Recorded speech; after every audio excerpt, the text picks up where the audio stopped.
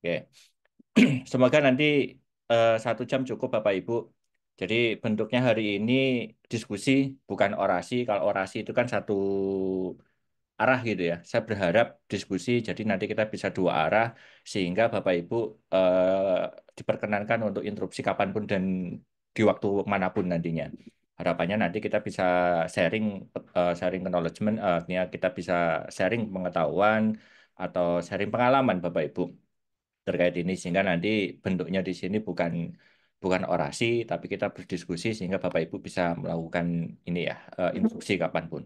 Sebelum ke materi, ini sedikit pendahuluan. Kebetulan eh, baru tadi pagi saya memperoleh informasi yang menarik buat Bapak Ibu. Yang pertama adalah artikel yang baik itu berasal dari sebuah penelitian yang baik. Ini dari Prof. Ruli terus terang, salah satu mentor. Nah, yang kedua adalah ini Bapak Ibu. Bapak Ibu mungkin sudah pernah familiar dengan artikel ini ya. Yang ini di tahun 2023, muncul lagi ini di tahun 2024. Walaupun ini tidak di kuantitatif, tapi ini menjadi pengalaman berharga nanti Bapak Ibu sekalian. Secara judul berbeda, hanya secara umum sama. Artikel ini bedanya yang satu SMP, yang satu sekolah menengah pertama. Penulisnya berbeda. Yang sebelah kiri di artikel kedua itu saya dengan Prof. Wahyudin, dua-duanya dari UPI. Artikel yang ketiga itu Rahmat Syarifuddin dan kawan-kawannya dari UNY. Nah, mungkin Bapak Ibu sudah pernah mendengar ini viral pada waktunya bahwa saya demi Allah tidak pernah mengirimkan artikel ini, pemilihan media pembelajaran artikel matematika untuk siswa SMP di Jurnal Literasi Digital, Bapak Ibu. Ini jurnal literasi digital.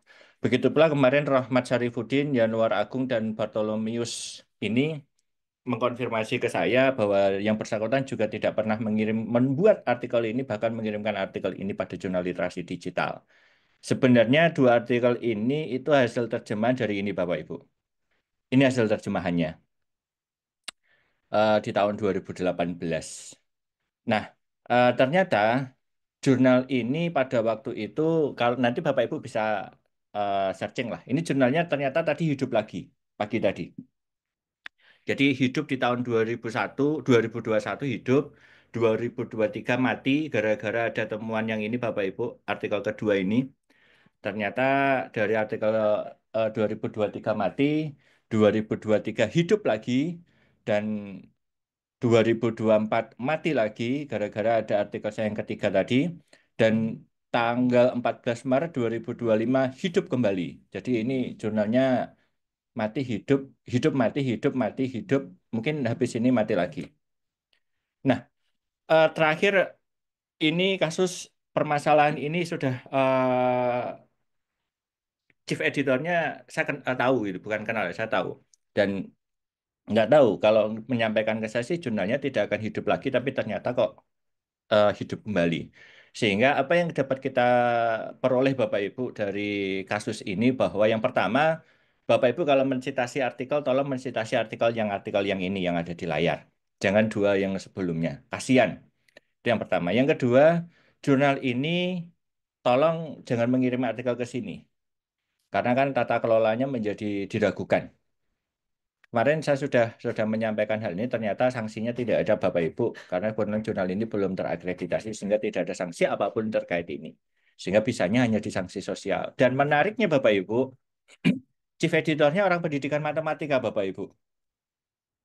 Kan menarik, Ketua Umum IMES, orang pendidikan matematika, artikelnya dibaca oleh orang pendidikan matematika itu sendiri. Kalau saya menyampaikan itu seperti mati bunuh diri Bapak Ibu.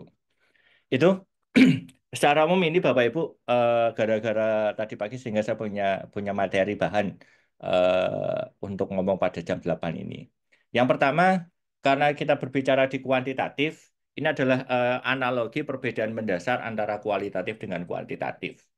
Jadi semoga dari sini nanti kita tidak ada lagi menyampaikan bahwa oh ternyata penelitian kualitatif ini mau cuma ngomong dengan kata-kata saja. Apa itu penelitian kuantitatif? Coba ngomongin masalah angka.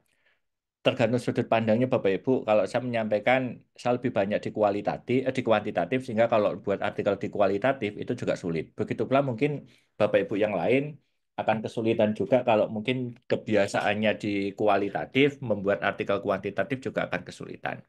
Nah, saya menganalogikan ada beras, kita ingin memasak nasi, maka kualitatif dan kuantitatif itu ibaratnya adalah kita memasak nasi, pengen membuat nasi itu apakah akan melalui magicom, magicom itu, atau kita mau menggunakan kompor, kalau di orang Jawa namanya dandang. Secara umum tujuannya sama, sama-sama ingin membuat nasi gitu ya. Cuma prosesnya akan berbeda. Begitu pula dalam penelitian kualitatif dan kuantitatif, bahannya akan sama nantinya. Karena bahannya sama, tujuannya mungkin sama, akan mengadakan sebuah penelitian, tergantung kita prosesnya mau seperti apa. Apakah prosesnya nanti kita mau menggunakan magicom kualitatif, atau kita mau menggunakan kompor dengan dandang itu tadi, panci, itu menjadi kuantitatif. Sehingga dua hal ini tidak bisa kita digabung bisa gitu ya. Tetapi paling mendasar adalah dua hal ini kalau kita seperti menganalogikan nasi, membuat nasi. Nah, sama di saat kita membuat artikel seperti yang pernah disampaikan oleh Pak Noval di sesi pertama bahwa membuat artikel itu arahnya kan ke imprat. Nah, bedanya di mana nanti antara penelitian kualitatif dengan kuantitatif, kuali dengan kuanti. Kalau introduction, saya yakin semuanya analoginya akan sama. Yang dilihat adalah gap analisisnya seperti apa, urgensi penelitiannya bagaimana, tujuan penelitiannya apa, discussion nanti bagaimana bisa bisa mengkomunikasikan dan mengkutip atau membandingkan hasil penelitian yang sudah kita lakukan dengan penelitian yang sebelumnya, penutup juga, conclusion juga secara umum sama. Yang membedakan ada di sini Bapak Ibu. Bagian metodenya atau metodenya dan di bagian hasil penelitiannya akan berbeda Bapak Ibu. Nah, kita coba kita akan nanti bedah satu-satu Bapak Ibu. Nah, bagian metode kalau kita bicara kuantitatif, yang pertama adalah jenis dan desain penelitian. Harapannya nanti dari jenis dan desain penelitian ada sebuah gambar atau bagan terkait dengan langkah-langkah penelitian yang digunakan seperti apa. Yang pertama. Yang kedua adalah adanya populasi dan sampling. Kalau kita bicara populasi dan sampling, kalau kita bicara di kuantitatif, maka Bapak Ibu populasi dan sampling, maka Bapak Ibu sampling nanti harus random. Nah, ini mungkin nanti akan berbeda pandangan, sudut pandangan dengan beberapa teman-teman dari UPI bahwa sampling itu tidak harus acak. Tetapi Bapak Ibu, kalau kita berbicara sampling, maka sampling itu harus acak kalau kita nanti mau menggunakan di kuantitatif. Kenapa harus acak? Karena dalam statistik, penelitian itu kan ingin digeneralisasi ke dalam populasi. Sehingga kalau kita melakukan penelitian ini secara acak, maka hasil penelitiannya dapat digeneralisasi ke populasi. Tetapi kalau tidak acak atau purposif, maka sampling nanti yang purposif tidak bisa digeneralisasi ke populasi. Berbedanya sana. Nah, ciri utama dalam penelitian kuantitatif itu adalah samplingnya harus acak karena ingin digeneralisasi ke populasi ke sana. Mau menggunakan samplingnya menggunakan eh, stratifikasi atau mau menggunakan klaster atau mau menggunakan yang lain, monggo silahkan tidak apa-apa. Tetapi yang penting adalah di situ menggunakannya adalah random, Bapak Ibu. Yang ketiga yang harus ada pada artikel itu adalah instrumen penelitian. Nah, instrumen penelitian nanti bisa menggunakan dengan teknik pengambilan data, nanti sama gitu. Cuma biasanya yang terjadi adalah dalam instrumen penelitian yang dituliskan oleh para penulis di artikel ilmiah itu hanya menyantumkan instrumen penelitian menggunakan tes, misalkan tes pemecahan masalah. Tetapi pada artikel ini tidak dicantumkan tes pemecahan masalahnya seperti apa, indikatornya apa, rubrik penilaiannya seperti apa, termasuk hasil validasinya tidak disebutkan.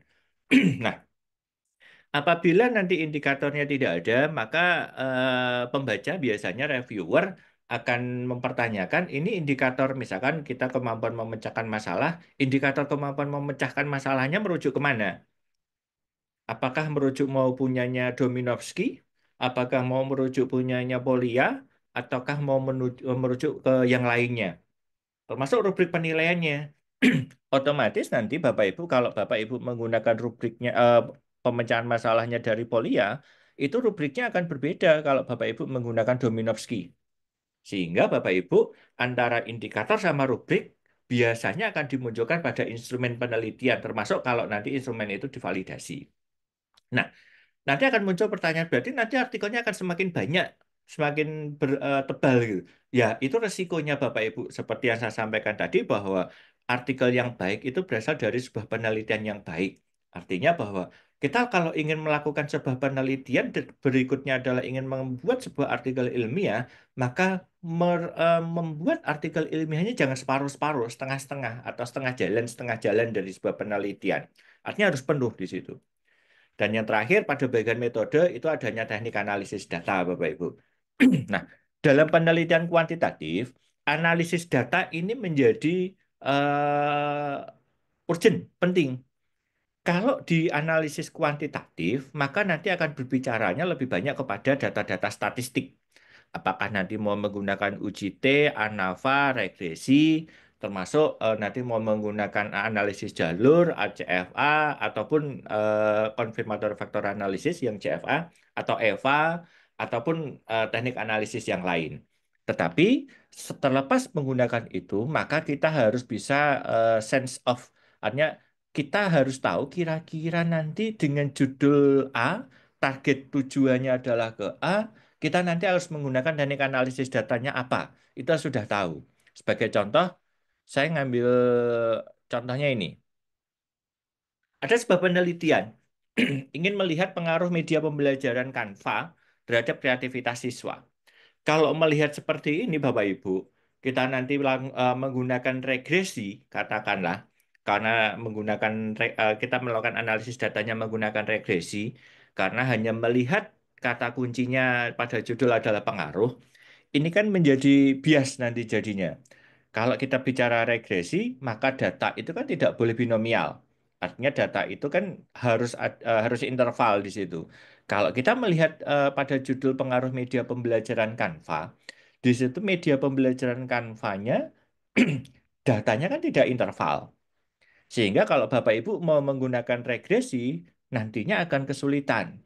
Apabila nanti ini pun dipaksakan menggunakan regresi, maka hasil penelitiannya akan menjadi bias.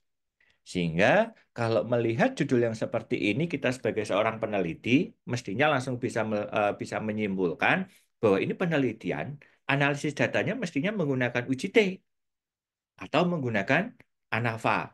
Jadi ini saya ambil contoh Bapak Ibu. Nah, terkait dengan prosedur penelitian Bapak Ibu, kita harus saya masih menggunakan mazhab bahwa penelitian yang baik itu adalah penelitian yang dilakukan secara utuh. Nah, apabila Bapak Ibu menggunakan penelitian pengembangan dan ingin membuat artikel ilmiah yang berkaitan dengan pengembangan, walaupun judulnya tidak pengembangan nantinya. Misalkan Bapak Ibu menggunakan punyanya Bock and Goal, maka Bapak Ibu dalam penulisan bagian metodenya juga harus menggunakan Bock and Goal-nya secara utuh, yang terdiri dari 10 langkah. Tidak bisa Bapak Ibu hanya memunculkan, misalkan, saya hanya menggunakan 8 langkah saja. Nggak bisa. Berarti kalau Bapak Ibu menggunakan 8 langkah, maka itu sudah bukan lagi Bock and Goal. Kalau alasannya adalah dari 10 dikerucutkan diringkas menjadi 8 langkah, alasannya adalah waktu. Kenapa tidak menggunakan yang 4 langkah di 4D? Kalau 4 langkah terlalu banyak, kenapa tidak menggunakan desain riset yang hanya ada 3 langkah? Hanya ke sana nantinya Bapak Ibu.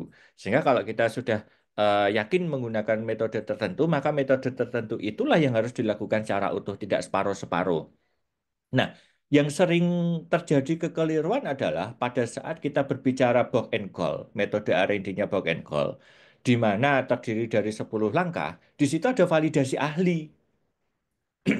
Itu sering terjadi, Bapak Ibu. Metodenya R&D, menggunakannya penelitiannya R&D dengan menggunakan metodenya box and call, 10 langkah, tapi di situ ada validasi ahli produk, validasi ahli di situ.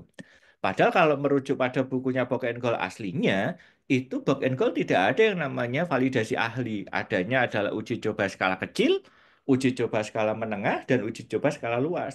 Kalau mau menggunakan ada validasi ahli, maka nanti bisa menggunakan modelnya ADI atau modelnya 4D di situ nanti.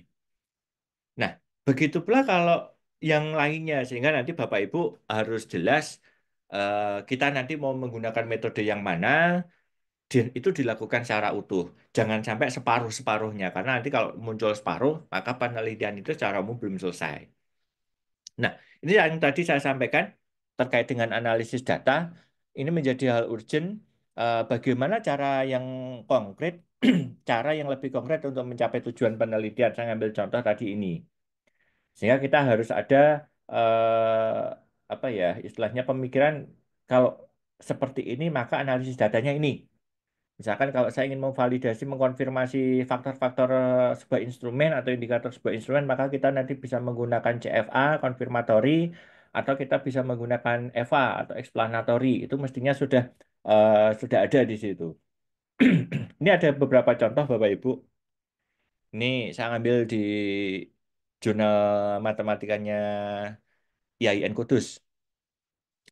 Di bagian atas, paragraf pertama itu merupakan contoh bagaimana jenis dan desain penelitian ya.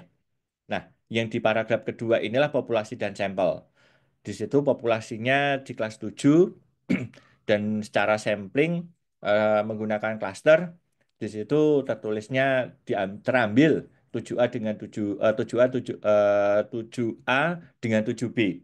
Nah, kalau kita ingin melihat kenapa harus menggunakan klaster klaster random sampling, maka di situ harus memunculkan alasannya. Begitupun kalau kita nanti mau menggunakan stratifikasi, juga harus memunculkan alasannya. Atau kalau artinya bahwa sampling yang akan kita gunakan juga kita harus menentukan alasannya apa dan itu harus dituliskan, Bapak Ibu. Ini instrumen, kebetulan ini menggunakan critical thinking.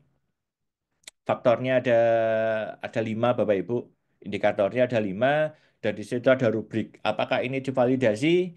Pada artikel itu disebutkan bahwa artikel ini telah divalidasi. Sehingga apa yang disampaikan oleh oleh penulis kepada para pembaca melalui review sebelum disampaikan pembaca ditelaah terlebih dahulu, seperti reviewer itu tidak ada celah untuk memberikan komentar terkait dengan instrumennya. Apakah nanti instrumennya ini biasanya nanti akan muncul, apakah instrumen ini indikatornya apa saja? Nah, tujuannya untuk apa? Tujuannya kan jangka panjang. Jika ada peneliti-peneliti berikutnya ingin meneliti misalkan critical thinking, mereka sudah punya gambaran indikator yang akan kita gunakan apa? Rubriknya seperti apa. Sehingga mereka terkadang tidak perlu menghubungi penulis, penulis kembali untuk menanyakan terkait dengan indikator serta rubriknya. Walaupun sebenarnya tidak ada salahnya juga para penulis peneliti di kemudian hari menanyakan kepada para peneliti sebelumnya, misalkan kirim email menanyakan hal ini ya sah-sah saja, boleh-boleh saja. Nah, ini analisis data yang digunakan. Ternyata di sini menggunakan multivariat karena pada penelitian ini ada 2 variabel, yaitu variabel critical thinking dan creative thinking. Menggunakan multivariat bisa menggunakan Pillai, Wilks, ada Hotelling dan Raylarge di situ. Nah, termasuk bagaimana kita bisa menjustifikasi H0-nya diterima atau H1-nya, hipotesis nolnya diterima atau hipotesis alternatifnya diterima. Termasuk kapan hipotesis nolnya yang ditolak itu kenapa? Indikasinya. Karena itu contoh yang pertama, Bapak Ibu. Contoh yang kedua ini. Ini terkait dengan meta-analisis. Yang pertama, yang bagian kiri itu jenis dan desain penelitian. Yang bagian kanan itu adalah populasi dan sampel nantinya. Walaupun nanti pada akhirnya diawali dari bagaimana yang peneliti itu mengambil desain penelitian, langkah-langkahnya seperti apa. Biasanya menggunakan metode Prisma di situ. Ini bukan populasi sampel, Lin. Ini desain penelitiannya. Populasi sampelnya di sini. Dalam penelitian meta yang dijadikan populasi dan sampel itu artikel ilmiah yang sudah publish, sudah terbit Bapak Ibu. Sehingga populasi ilmiah populasi sama sampel itu tidak harus dalam bentuk manusia atau subjek seseorang. Bagaimana kalau kita nanti melibatkan manusia atau orang human, maka kalau dalam jurnal-jurnal internasional biasanya akan meminta ethical clearance. Mungkin Pak Noval sudah pernah ya, karena kan posisi pernah mengirimkan ke Q1 di Tyler. Di saat ini tidak punya, biasanya akan dikejar. Kenapa tidak ada layak etik, sedangkan kita harus menggunakan subjek yang digunakan itu menggunakan manusia atau human di situ. Pernah kejadian, saya tidak ada ethical clearance, mengirimkan artikel pada sebuah jurnal, ternyata diminta. Pada waktu itu saya menyampaikan harus ada ethical clearance, saya menyampaikan bahwa banding ceritanya di Indonesia belum belum familiar memunculkan ini, gitu. Ternyata bandingnya ditolak, akhirnya artikelnya ditolak juga Bapak Ibu. Ini menjadi pengalaman Bapak Ibu bahwa kalau kita ingin, walaupun tidak semua jurnal internasional bereputasi menghendaki ini ya Bapak Ibu, tetapi sebagian besar meminta. Nah, setelah kita bicara metode, metodenya setidaknya terdiri dari 4 hal ini, ada jenis dan desain penelitian, populasi sampel, instrumen penelitian, dan teknik analisis data, maka hasilnya nanti harus dituliskan dalam bentuk hasil penelitian di bagian hasil penelitian. Nah, hasil penelitian ini seyogianya itu berdasarkan metodologi yang digunakan, metode yang digunakan. Misalkan kita ingin menggunakan metode penelitiannya menggunakan 4D, maka hasil penelitiannya seyogianya dideskripsikan berdasarkan 4D tadi, tidak acak-acakan. Karena kalau acak-acakan misalkan validasi dulu, diseminasi, nanti pondasinya atau studi pendahuluan, artinya nanti maju mundur, maka editor atau sorry reviewer biasanya paling asik gitu. Ternyata bagian hasil itu belum dideskripsikan secara jelas. Karena kan kejelasan atau keruntutan dalam artikel ilmiah pada bagian hasil itu akan menentukan mood dan tidaknya seorang reviewer Bapak Ibu. Jadi Bapak Ibu kalau ingin menulis artikel ilmiah kuantitatif, seyogianya hasil penelitian itu merujuk pada metode penelitian yang digunakan. Itu yang pertama. Yang kedua, Bapak Ibu, pada bagian hasil penelitian itu hanya menampilkan data yang relevan dan telah diolah berikut dengan pelakuan statistiknya. Jadi pada bagian hasil bisa menampilkan data-data statistik berupa tabel ataupun gambar, tetapi itu sudah merupakan hasil hasil yang telah diolah. Nah, dan pada pada saat menuliskan hasil harus menyatakan temuan penelitian temuan penelitiannya itu apa, dalam urutannya logis tanpa ada opini ataupun citasi dari peneliti-peneliti sebelumnya, karena kita bicaranya adalah hasil penelitian yang sudah kita lakukan pada yang telah kita lakukan. Nah, ternyata pada penampilan hasil ini nanti itu akan menjadi dasar kita untuk membuat tulisan pada bagian pembahasan. Nah, yang sering terjadi kesalahan adalah kita sudah menampilkan hasil penelitian secara eksplisit, secara jelas dengan menggunakan statistik, dituliskan dalam bentuk tabel.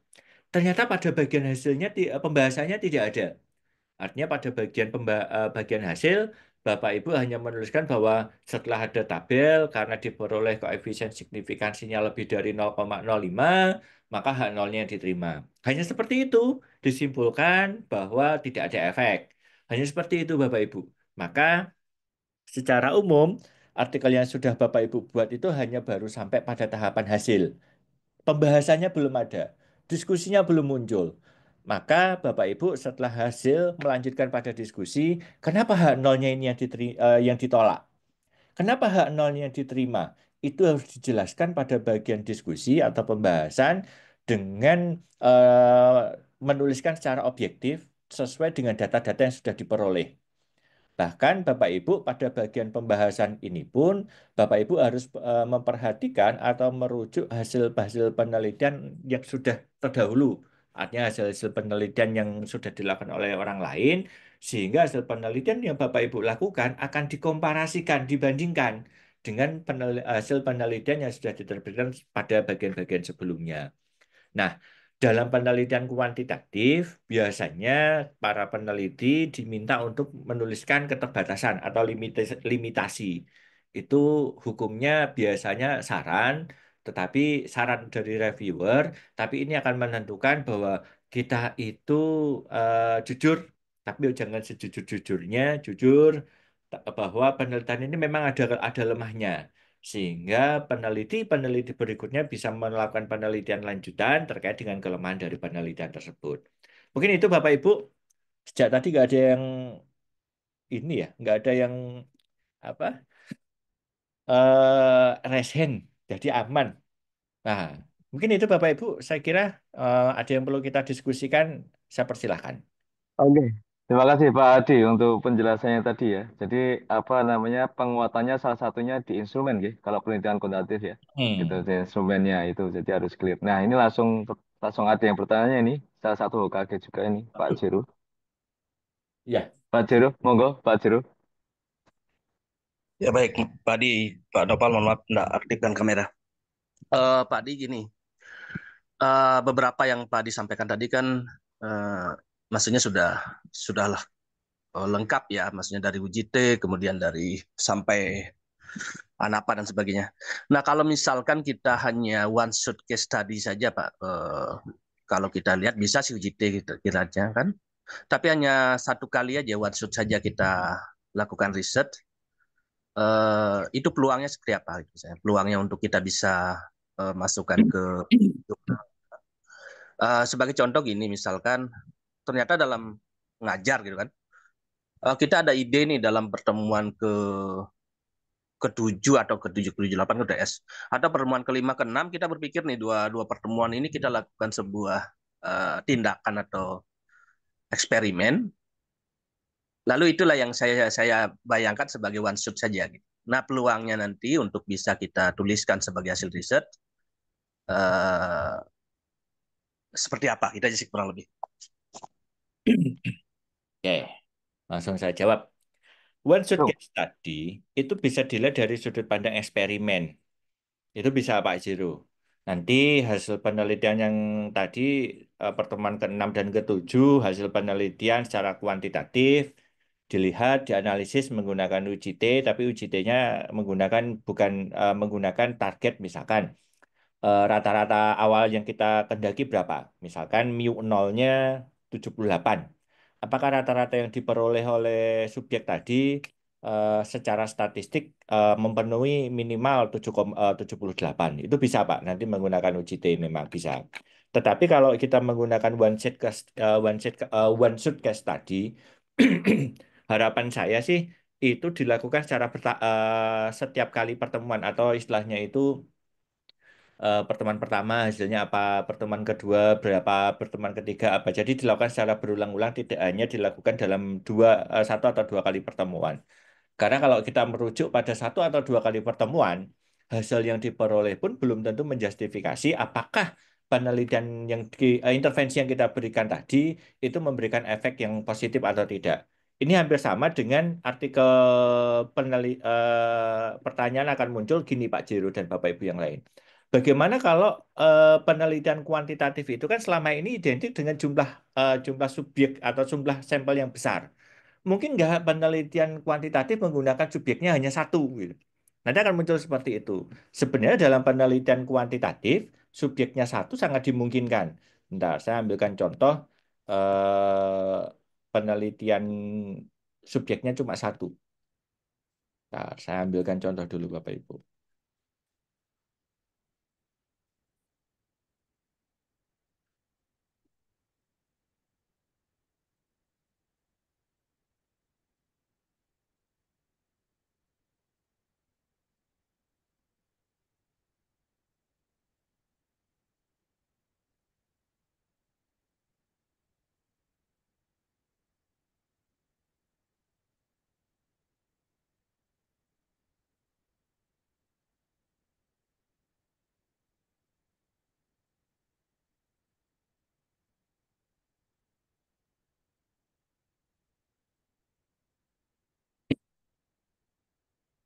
Kebetulan kolaborasi dengan kopromotornya Bu Eni ini. Jadi ini terkait dengan single subject research, kita fokuskan pada single subject research. Nah, pada single subject research ini subjeknya hanya ada satu, Bapak Ibu. Artinya satu subjek dan dilakukan secara kuantitatif. Nah, ada baseline, ada intervensi dengan desain penelitiannya hanya AB. Bagi beberapa peneliti, bagi beberapa reviewer, desain AB itu merupakan desain dasar, tetapi ada ada celah bahwa intervensi yang kita berikan kepada subjek itu belum tentu memberikan efek yang positif di situ.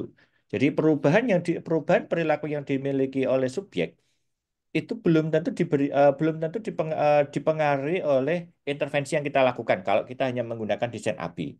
Sehingga ada Elgis itu menyampaikan bahwa kalau menggunakan desain AB dan kita sudah memberikan intervensi, maka intervensi itu setelah diberikan ke siswa, maka intervensi itu harus ditarik kembali. Ada dikembalikan pada desain A atau AB nanti jadi desain A. Untuk melihat apakah desain penelitian apakah intervensi yang diberikan oleh subjek, misalkan kita memberikan ini eh, menggunakan kartu nomor, kartu bilangan. Artinya di saat kita memberikan intervensi kartu bilangan pada siswa keterbelakangan mental, di saat itu diberikan intervensi kartu, dia memperoleh hasil yang baik. Bagaimana kalau kartu ini tidak diberikan artinya ditarik? Apakah siswa ini memiliki hasil yang lebih baik atau tidak dibandingkan dengan pada waktu diberikan? Nah, ini menjadi salah satu hal yang dilihat. Apakah desain penelitian itu baik atau tidaknya di sana nanti. Sehingga apabila nanti menggunakan desain AB, alangkah baiknya Bapak Ibu bisa menarik kembali intervensi yang diberikan atau istilahnya adalah withdrawal-nya. Sehingga seperti yang disampaikan Pak Jiro tadi, itu bisa Pak nanti menggunakan uji T. Nanti uji T-nya kalau dengan Profut itu menggunakan uji T yang membandingkan dengan rata-rata yang sudah diputuskan atau mu nolnya sudah ditentukan. Itu Pak Jiro.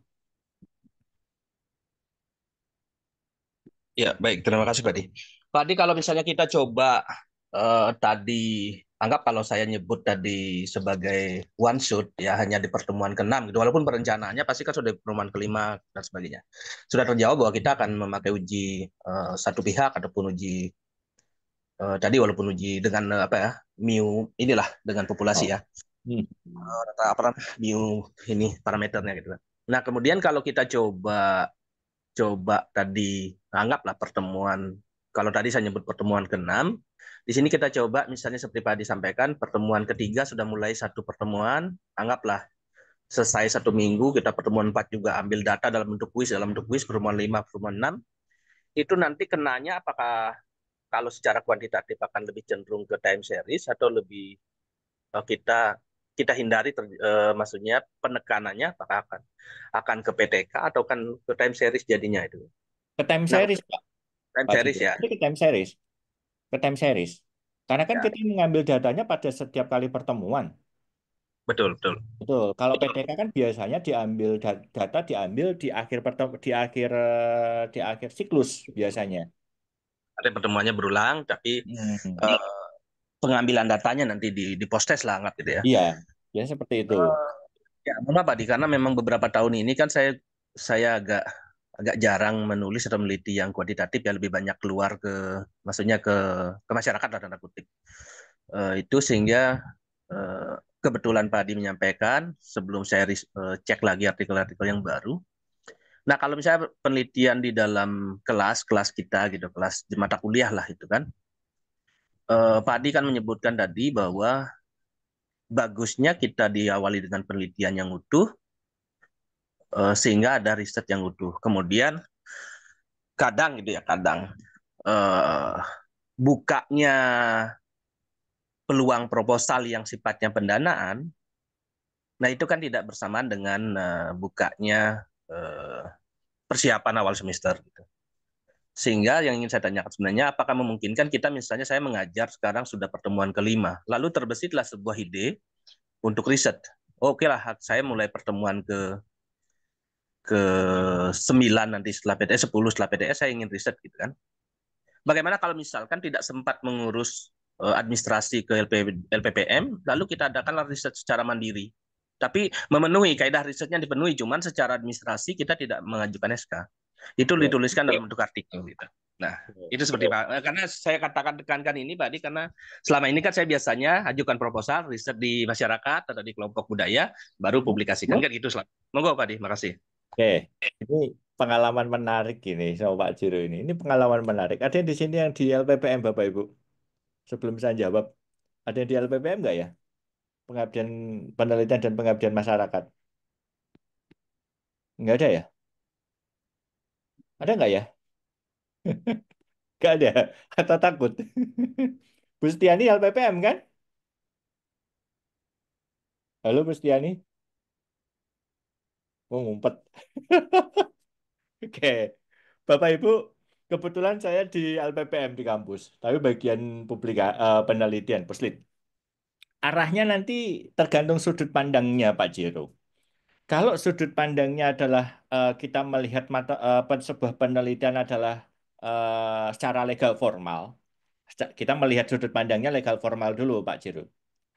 Artinya legal formal berarti nanti Pak Jiro punya proposal, ada kontrak penelitian, nanti dilakukan monef, ada luaran, ada laporan akhir, itu berarti secara legal formal Pak Jiro. Nah, kalau kita melihatnya secara legal formal, maka Pak Jiro tidak bisa mengadakan penelitian. Itu dulu. Karena kita nanti LP2M biasanya akan mempermasalahkan ini proposalnya mana, kontrak penelitiannya mana, dilakukan monef atau tidak. Biasanya nanti larinya akan ke sana. Itu Pak Jiro. Tetapi kalau kita sebagai seorang dosen, sebagai seorang peneliti, penelitian itu bisa dimaknai bahwa penelitian itu adalah sebuah pengamatan pengamatan yang dilakukan secara ilmiah. Itu kalau kita memaknai definisi sebuah penelitian secara harfiah ya, bahwa saya mendefinisikan penelitian itu adalah sebuah pengamatan yang dilakukan secara ilmiah. Pengamatan yang dilakukan secara ilmiah, langkah-langkahnya ilmiah.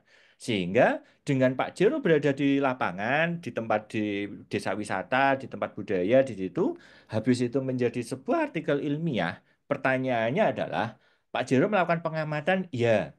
Apakah menggunakan langkah-langkah ilmiah? Ya, di situ bisa. Sehingga kalau nanti hasil memunculkan artikel ilmiah, maka artikel yang dibuat oleh Pak Jero itu sudah termasuk dalam penelitian. Sehingga dua hal ini harusnya dibedakan, Pak Jero. Yang satu untuk kepentingan legal formal LP2M karena berbicara proposal sampai laporan akhir. Nah, karena nanti endingnya adalah dapat digunakan di akreditasi, sehingga Pak Jero diminta untuk membuat laporan penelitian, atau Pak Jero hanya berfokus pada sebuah artikel ilmiah. Laporannya yang mana? Laporan penelitiannya artikel ilmiah tadi, Pak Jero. Nah, tergantung Pak Jero memandang penelitian yang mana. Kalau memandang penelitian itu sebagai sebuah legal formal tadi, pengamatan ilmiah tapi juga harus ada legal formalnya, maka itu diurus. Tetapi kalau Pak Jero memandang bahwa penelitian ilmiah itu adalah memandang adalah sebuah pengamatan yang dilakukan dengan kaidah-kaidah ilmiah, maka yang dilakukan oleh Pak Jero itu tadi sudah memenuhi persyaratannya Pak Jero. Sekarang banyak Pak Jiro penelitian-penelitian yang secara legal formal itu tidak ada laporannya, tetapi artikelnya ada. Pak Irfan itu pakarnya itu kalau suruh bikin seperti itu. Sering itu Pak Irfan. Dan saya pun sama, bahwa penelitian itu tidak diakui, laporan penelitian tidak ada dan tidak diakui tidak oleh LP2M, tidak ada masalah di situ. Tidak ada apa-apa. Tetapi artikel ilmiah inilah yang saya gunakan untuk kenaikan pangkat di situ. Kalau ditanyakan, apakah ada laporan penelitiannya? Nggak ada laporan penelitiannya artikel itu, Pak Jero. Tetapi kalau ditanyakan, apakah ini menggunakan langkah-langkah ilmiah? Iya, saya menggunakan langkah-langkah ilmiah. Apakah datanya difalsifikasi? Enggak. Karena saya menggunakan data-data yang benar-benar saya ngambil dari lapangan. Artinya saya tidak mengambil data secara falsifikasi di situ Pak Jiro. Jadi tergantung sudut pandangnya Pak Jiro ya Pak Jiro ya. Mau yang mana? Kalau saya biasanya memandang sudut pandang bahwa sebuah penelitian itu adalah pengamatan yang dilakukan secara ilmiah. Sehingga apabila saya tidak punya tidak punya laporan akhir ya artikel ilmiah itulah yang dipandang sebagai sebuah penelitian. Nah, bagaimana kalau nanti tidak ada funding? Ya, mau tidak mau saya harus membiayai penelitian yang saya lakukan itu sendiri. Artinya dilakukan penelitian secara mandiri, Pak Jero. Artinya tidak meminta pendanaan dari institusi manapun di situ. Gitu, Pak Jero. Baik, terima kasih Pak Di. Baik, saya tanyakan karena gini Pak Di, tidak ada hal tujuan apa, karena memang seperti tadi saya bilang, beberapa tahun terakhir kurang produktif lah tanda kutip, kan? Sehingga saya mulai harus startkan dulu dari riset. Ternyata ada data-data di tahun lalu yang memang tidak sempat dibuat proposalnya, data di hasil perkuliahan dan sebagainya. Saya rasa menarik untuk dilaporkan atau dipublikasi gitu. Sehingga dengan kalau yang ke depan tentu akan lebih baik kalau kita ajukan legal formalnya juga kan gitu, surat tugas lah paling tidak gitu. Nah ini sudah terjawab oleh Pak Adi tadi. Baik, terima kasih. Biar tidak mungkin ada teman-teman lain yang barangkali bersiap untuk diskusi. Mohon maaf Siap. kalau ada yang berkenan. Pak Nopal, makasih banyak. Pak Adi, makasih banyak. Iya, matur nuwun Pak Zero. Berikutnya ini Pak Adi ada Pak Muhammad Nuh. Wah, Monggo dari iya. UIN Sumatera ini. Pak Muhammad Nuh, Iya. monggo. Terima kasih Pak Noval, Pak Widodo, narasumber kita. Eh, dari materi yang sudah disampaikan tadi, pertemuan ini menjadi momen penting bagi saya secara khusus ya, karena banyak penguatan-penguatan yang tadi disampaikan dalam perspektif metode penelitian kuantitatif. Ini bagian yang saya suka.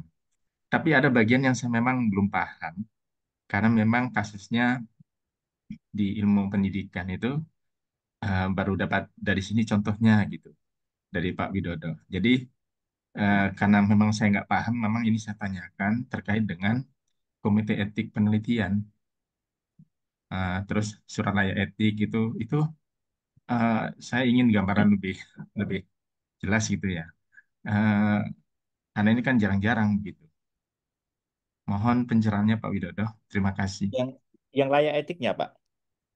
Iya, iya, Prof. Gitu. Itu seperti apa ya? Apakah kampus kita yang mengeluarkan atau ada lembaga khusus gitu ya? Oke. Kalau yang lain selain layak etik yang tanyakan ada, Pak?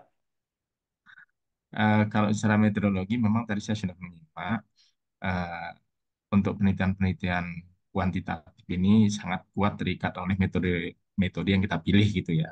Dan Mhm. itu memang saya pahami begitu dari dulu belajar dan kuliah, praktek mengajar juga dan penelitian.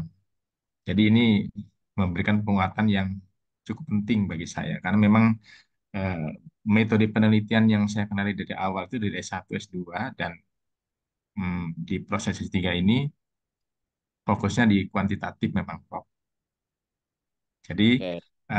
seperti tadi ya R&D begitu. Itu kan salah satu tren yang memang di studi S3 saya sekarang ini sudah semester 4 gitu ya.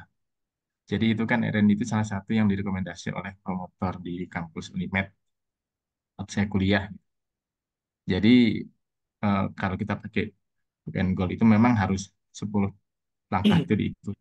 Walaupun ada beberapa edisi di buku edisi ke 9 barangkali itu di sana ada juga dimunculkan Dick and Carey itu bisa menjadi sebuah metodologi riset untuk R&D gitu walaupun di buku berikutnya itu sempat hilang gitu ya. Nah, jadi ini juga perlu juga mohon apa ya ditegaskan kembali untuk R&D ini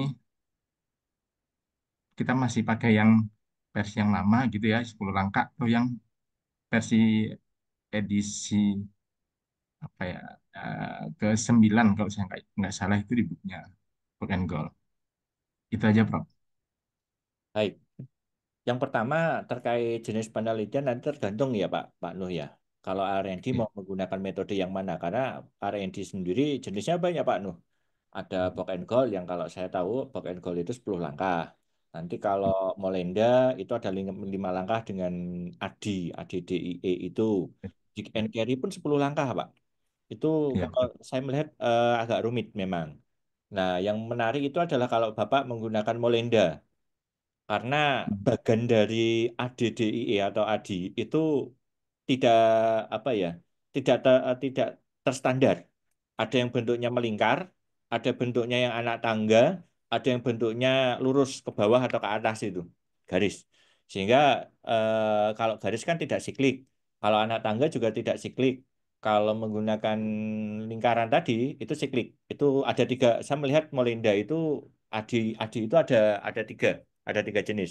Atau mau menggunakan yang 4D atau mau menggunakan desain riset. Boleh, silakan. Yang penting antara bagian metode dengan hasil konsisten. Itu saja yang pertama.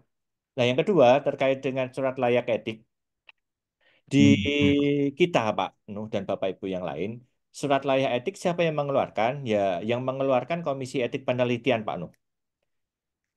Siapa yang bisa mengeluarkan, siapa yang bisa membuat Komisi Etik Penelitian? Artinya lembaga itu boleh membuat Komisi Etik Penelitian. IMES boleh, Pak, membuat Komisi Etik Penelitian. Caranya gimana? Caranya adalah cara membuat KEP gitu ya. Maka pertama harus ada pelatihan di situ. Ini ada yang dari UHAMKA nggak ya? Ada yang dari UHAMKA nggak ini? Pak Rizky UHAMKA ya Pak Rizky ya? Halo Pak Rizky, hilang ini Pak Rizky. Bu Nurina ada di sini nggak ya Bu Nurina? Oh nggak ada. Pak Rizky, Pak Rizky, oh, hilang. Jadi kalau kita ingin membuat KEP itu harus itu dulu Pak Nuh, harus ada pelatihan etik dulu, nanti habis itu membuat komisi etik. Nah, di saat atau nanti kalau di kampusnya tidak punya komisi etik penelitian, maka bisa Bapak Ibu mengajukan ethical clearance atau istilahnya adalah SLE atau surat layak etik SLE kepada KEPY tempat lain. Boleh Walaupun apa, kita Pak? dari orang pendidikan matematik, Pak, kita Hmm. boleh mengajukan KEP ke bidang kesehatan. Boleh, Pak. Boleh, boleh. KEP itu tidak boleh menolak protokol etik dari bidang apapun itu. Misalkan KEP Hmm. kesehatan menolak protokol etik dari kesehatan, protokol etik dari pendidikan. Itu tidak boleh, Pak. Harus Hmm. ditelaah dulu, baru diterima atau diterima tanpa syarat, diterima dengan revisi atau ditolak. Tapi kalau menolaknya hanya gara-gara tidak sesuai bidang keilmuan, itu tidak diperbolehkan. Karena etik itu bukan ilmiah. Itu dulu. Hmm. Nah, nanti kalau yang saya tahu itu Unipma sudah punya, Pak. Universitas PGRI Madiun sudah punya, UHAMKA Hmm. punya, IMES belum. Tapi Hmm. semoga saja nanti tahun ini atau tahun depan dapat itu, boleh itu, bisa dapat. Menarik itu, Prof, kalau ada. Prosesnya, Pak, karena kami Ah, harus ya. mengadakan workshop ethical clearance terlebih dahulu. Saya baru mendata yang punya sertifikat KEP itu baru 3 orang. Yang saya tahu tapi saya Bu Ya. Nurina Happy dari PGRI, terus ada Pak Khairul Umam UHAMKA, sama satu lagi Unipma itu sudah punya satu. Bu Wasilatul punya. Kurang 3, Pak. Kan syaratnya mendirikan KEP itu 7 orang. Itu untuk menelaah protokol non non doktor gitu, doktor atau dosen. Tapi kalau S1 biasanya skripsi itu biasanya cukup 5 penelaah itu boleh. Nah, proses itu nanti Pak Nuh bisa apply Hmm. ke KEP melalui protokol, nanti dari KEP itu akan menelaah, nanti akan muncul muncul SLE-nya ke sana selama protokol yang dikirimkan tidak ada memiliki istilahnya potensi resiko yang besar, maka Hmm. peluang untuk memperoleh SLE itu besar, Pak. Hmm. Sebagai contoh ini tadi. PPG dan PPG satu kelompok, PGMI dan PPINDO satu kelompok, kemudian kelompok 4 itu yang dan S3 IPI. Sebagai contoh ini, saya kebetulan ngambil dari Udinus, Pak, KIP Kesehatan. Hmm. Dan dengan judulnya Pendekatan Analisa Sosiomatematik untuk Mitigasi Bencana Tanah Longsor. Kecenderungan resiko yang dimiliki subjek itu relatif kecil kalau di sini. Artinya eh, saya tidak memberikan intervensi apapun di situ, sehingga tidak ada Hmm. perubahan sebelum dan sesudah saya berikan intervensi, karena kebetulan tidak ada intervensi di sini. Hmm. Jadi gitu Pak Nuh.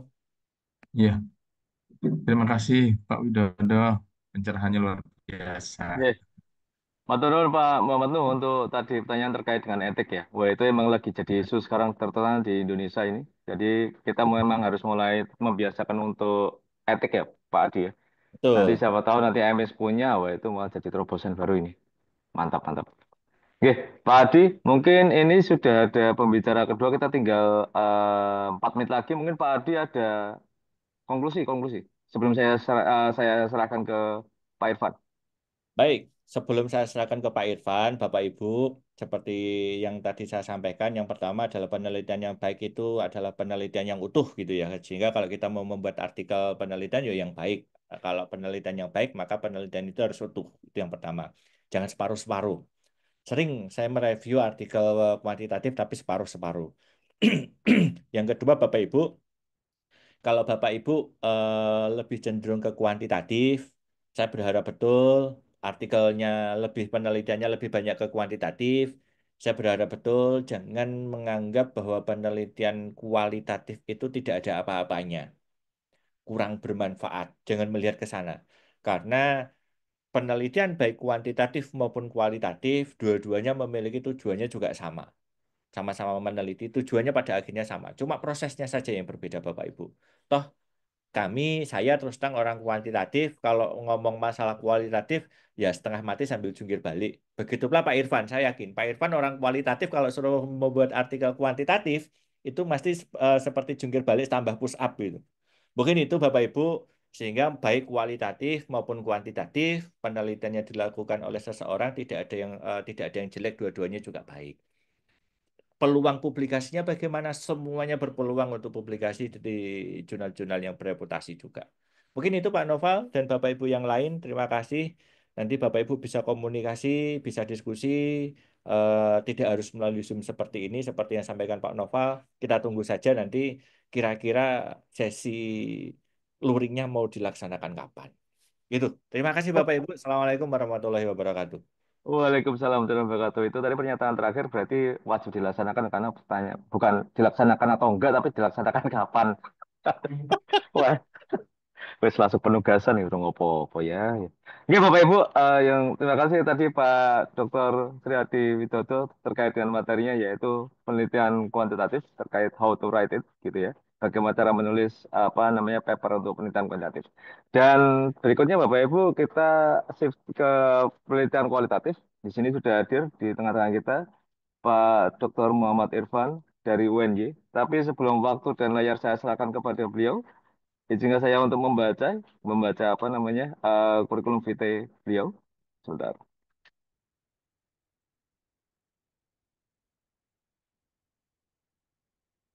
Oke. Eh, nama lengkap adalah Dr. Muhammad Irfan, SIMPD. Beliau lahir di Sleman 13 September 1988. Dan beliau apa sebenarnya kalau saya sama Pak Irfan itu lumayan dekat sekali sebenarnya. Karena kita dulu sama-sama S1 di UNY, Pendidikan Matematika. Dulu juga sama-sama di BEM gitu ya. Jadi wah dekat. Itu S1 program studi pendidikan matematika UNY, S2 beliau di program studi pendidikan matematika UNY 11 Maret, dan berikutnya beliau melanjutkan S3 di Prodi Pendidikan Matematika Universitas Negeri Malang gitu ya. Dan berikutnya ini adalah profil Scopus beliau, yaitu beliau ini memiliki I index 7 dan mayoritas dari penelitian beliau itu memang kualitatif seperti kita baca. Nah, Bapak Ibu, berbasis dari track record beliau tanpa banyak waktu kita serahkan waktu dan layar kepada Pak Dr. Muhammad Irfan. Kepada beliau kami serahkan. Monggo. Oke, terima kasih Mas Noval. Mas. Assalamualaikum warahmatullahi wabarakatuh. Waalaikumsalam. Waalaikumsalam warahmatullahi wabarakatuh. Oke. Terima kasih atas kesempatannya. Ini menjadi kesempatan yang luar biasa bagi saya. Saya masih belajar ini Bapak Ibu semuanya dan diminta Mas Noval untuk mengisi materi tentang kualitatif. Izin share Bapak Ibu semuanya.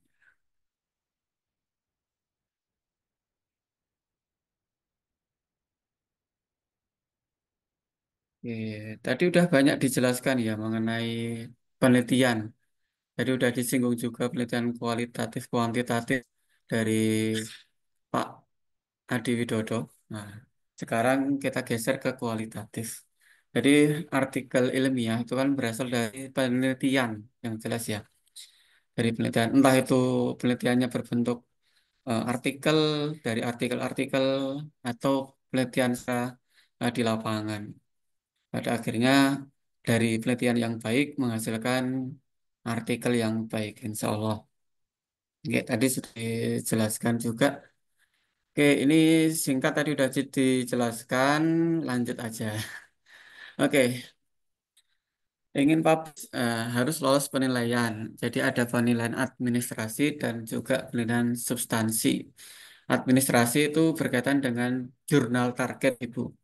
Silahkan pelajari author guideline-nya, kemudian template-nya, termasuk biaya dan sebagainya. Untuk khusus biaya mungkin ada beberapa jurnal yang punya kebijakan waiver ya. Jadi mungkin ada APC tetapi masih bisalah dinego gitu. Oke, administrasi saya anggap Pak Ibu bisa lolos semua. Kemudian kita ke substansi. Nah, ini Bapak Ibu yang menarik. Ketika substansinya itu bagus, dari judul bagus, abstrak bagus, isinya dan sebagainya bagus, kadang administrasi itu nanti bisa menyesuaikan. Jadi, kadang kan kalau di Indonesia kan harus ada disesuaikan dulu template-nya dan sebagainya. Nah, saya juga pernah itu submitnya belum sesuai template, tapi masih polosan gitu, nggak ada header footer dan sebagainya. Ya mungkin entah itu jurnalnya kurang artikel atau apa, loh, bisa lolos sampai in review dan sampai keputusan ada revision required gitu. Baru setelah itu saya sesuaikan template-nya. Itu bisa juga Bapak Ibu.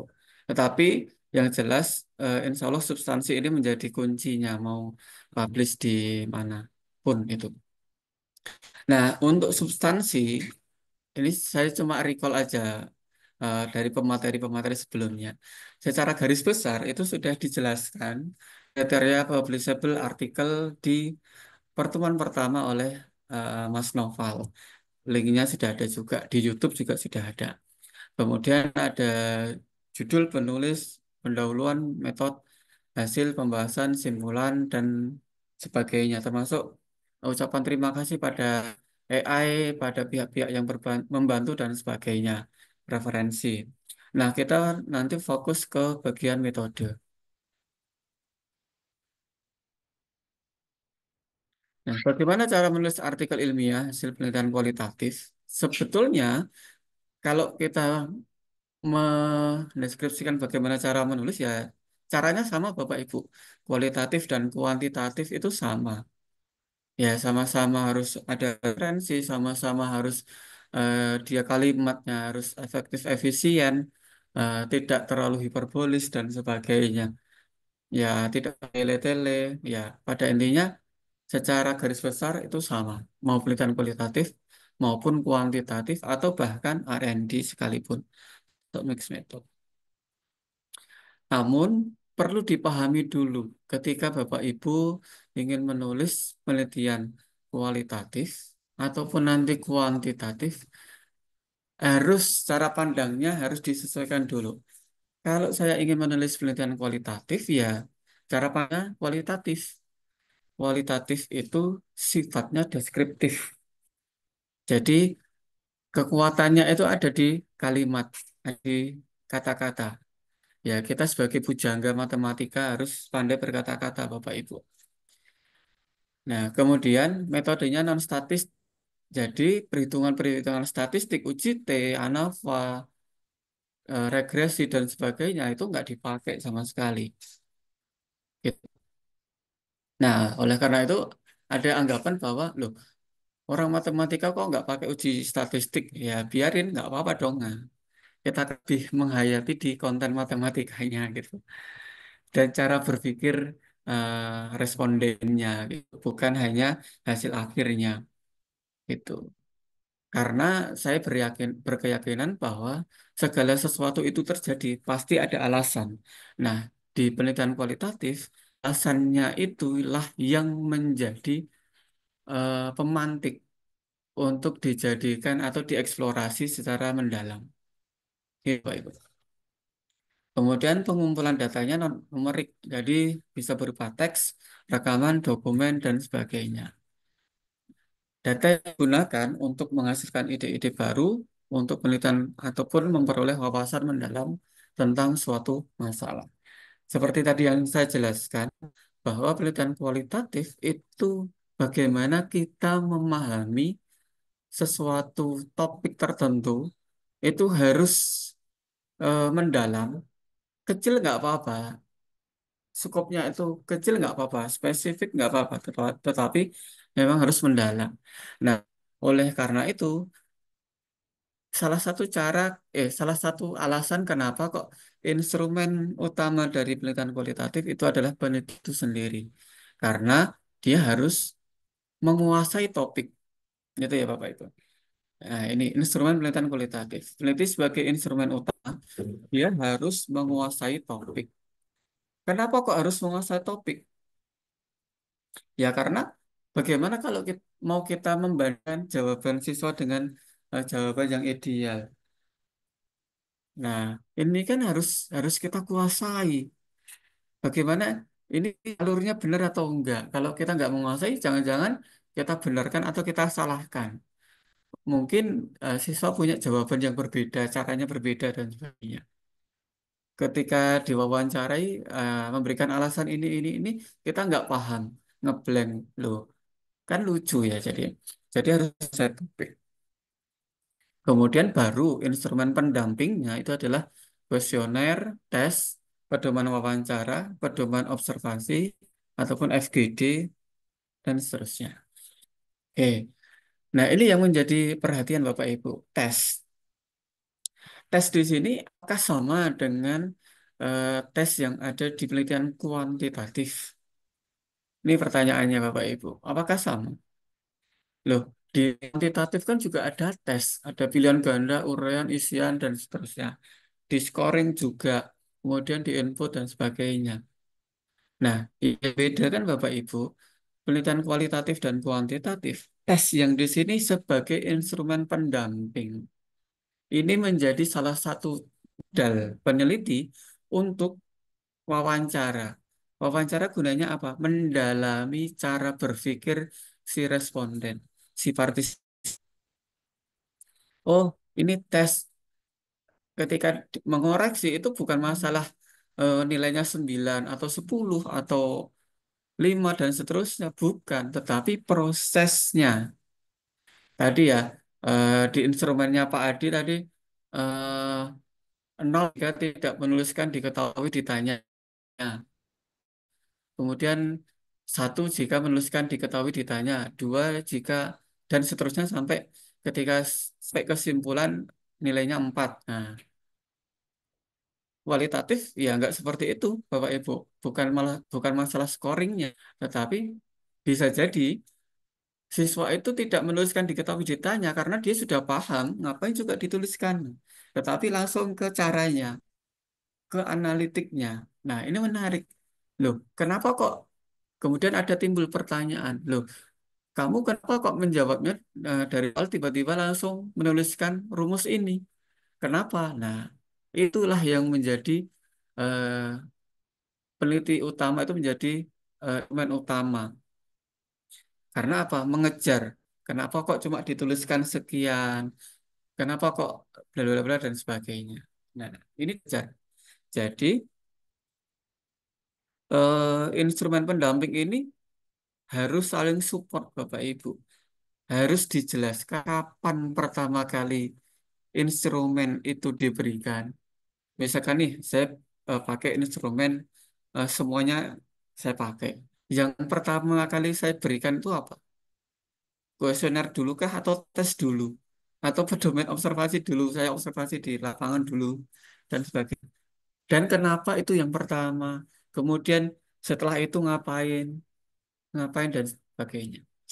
Nah, sebagai contoh Bapak Ibu di disertasi ya, saya pertama itu membuat pedoman observasi. Jadi saya eh, judul penelitiannya interferensi berpikir siswa dalam memahami masalah perbandingan. Saya bisa mengetahui di titik mana sih siswa itu mulai terganggu, dalam pemahaman perbandingannya ya dalam pembelajaran. Jadi saya harus mengamati proses pembelajaran penuh. Jadi misalkan guru di perbandingan itu 4 pertemuan, ya udah empat pertemuannya itu saya amati. Saya checklist. Oh dari eh, guru sudah ini tujuan pembelajaran dan seterusnya. Ini sudah. Oh ini pertemuan pertama. Oke, pertemuan kedua. Oke, ketiga loh. Sebetulnya tuh nggak ada dari guru tidak ada yang salah dalam mengajarkan. Tetapi ketika sebelum ulangan harian, di situ ada sebetulnya penguatan materi. Jadi latihan-latihan soal yang seluruhnya dikeluarkan seperti itu. Nah, justru guru menyebutkan, ingat ya, perbandingan berbalik nilai ini salah satu rasionya harus dibalik dulu. Nah, itulah yang menjadi eh, ingatannya menjadi terngiang-ngiang di siswa. Sehingga entah itu perbandingan senilai atau berbalik nilai, eh, dibalik, semuanya harus dibalik. Sehingga terjadi interferensi. Nah, kemudian dari pedoman observasi, kemudian saya kasih tuh kuesioner. Kuesioner. Nah, kemudian setelah itu saya diberikan tes. Nah, tes ini saya kasihkan melalui guru agar ya naturalistik ya Bapak Ibu ya, seperti peneliti tidak melakukan intervensi yang berlebih sehingga terlihat natural gitu ya. Ini sebagai bentuk ujian ulangan harian, sebagai kuis di setiap pertemuan dan sebagainya. Saya kasih tes. Nah, kemudian saya koreksi, saya kelompokkan tuh. Oh, salah satu yang nomor satu salah semua, yang mana atau yang benar semua yang mana atau salahnya itu seperti apa karakteristiknya itu saya golong. Tentu dalam penggolongannya juga nggak asal Bapak Ibu. Kita harus berpatokan pada apa dulu gitu. Apa sih yang mau kita temukan gitu. Kemudian setelah itu baru di wawancara. Wawancara itu menjadi apa ya? Pendalaman proses berpikir siswa. Nah, setelah wawancara dikumpulkan, nah kita kelopkan nih dari pedoman observasi, dari hasil tes, hasil kuesioner dan dari hasil wawancara, kemudian kita ramu, analisis dan sebagainya, baru kita FGD-kan dengan pakar gitu. Nah, jadi instrumen penelitian kualitatif. Apakah boleh nggak semuanya, Pak? Ya silahkan. Instrumen itu kan bagaimana eh, alat yang digunakan peneliti untuk menjaring data. Nah, jaring datanya itu apakah mau banyak atau sedikit? Nah, kalau ingin mendapat ikan yang banyak ya jaringnya harus banyak juga kan gitu. Kalau ingin ikannya dikit ya berarti kurang juga nggak ada masalah gitu. Kemudian eh, saat wawancara, saat wawancara itu harus kita bangun dulu hubungan yang baik dengan partisipan. Jangan kok ujuk-ujuk, Dek, saya mau wawancara ya, Dek ya. Tolong nanti dijawab dengan lantang, kemudian dijawab dengan apa adanya. Ya nggak boleh kayak gitu. Kita harus dekati dulu. Makanya salah satu alasan kenapa saya mengikuti pembelajaran dari awal sampai akhir itu biar siswa itu kenal dulu dengan saya. Ketika saya ajak ngobrol itu apa ya nggak wedi ya nggak nggak izin nah jadi harus eh, bangun dulu hubungan baik dengan responden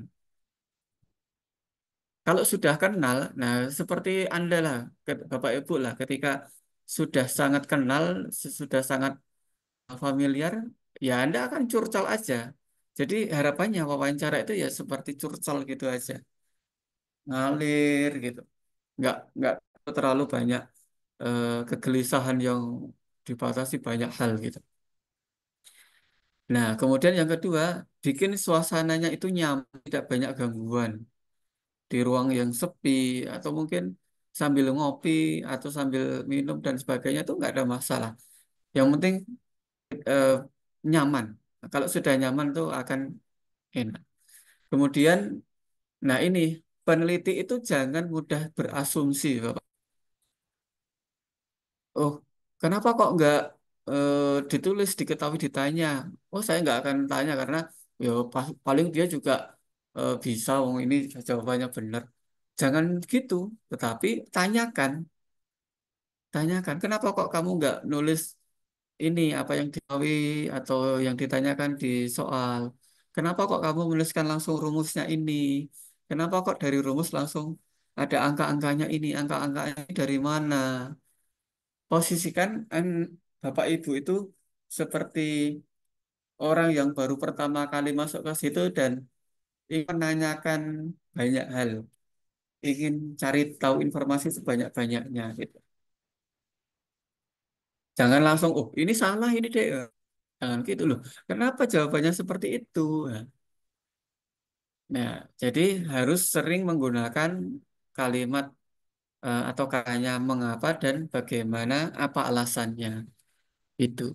Dan bisa jadi ketika wawancara itu ya akan lama, mungkin 30 menit, 1 jam, atau mungkin bisa lebih, tergantung seberapa banyak kedalamannya. Oke, kapan selesai wawancara? Ya kalau dirasa sudah cukup. Kapan dirasa sudah cukup? Ya dicukupkan oleh itu sendiri. Kalau peneliti itu sudah, ya sudah ini data yang saya kumpulkan sudah cukup, sudah itu selesai.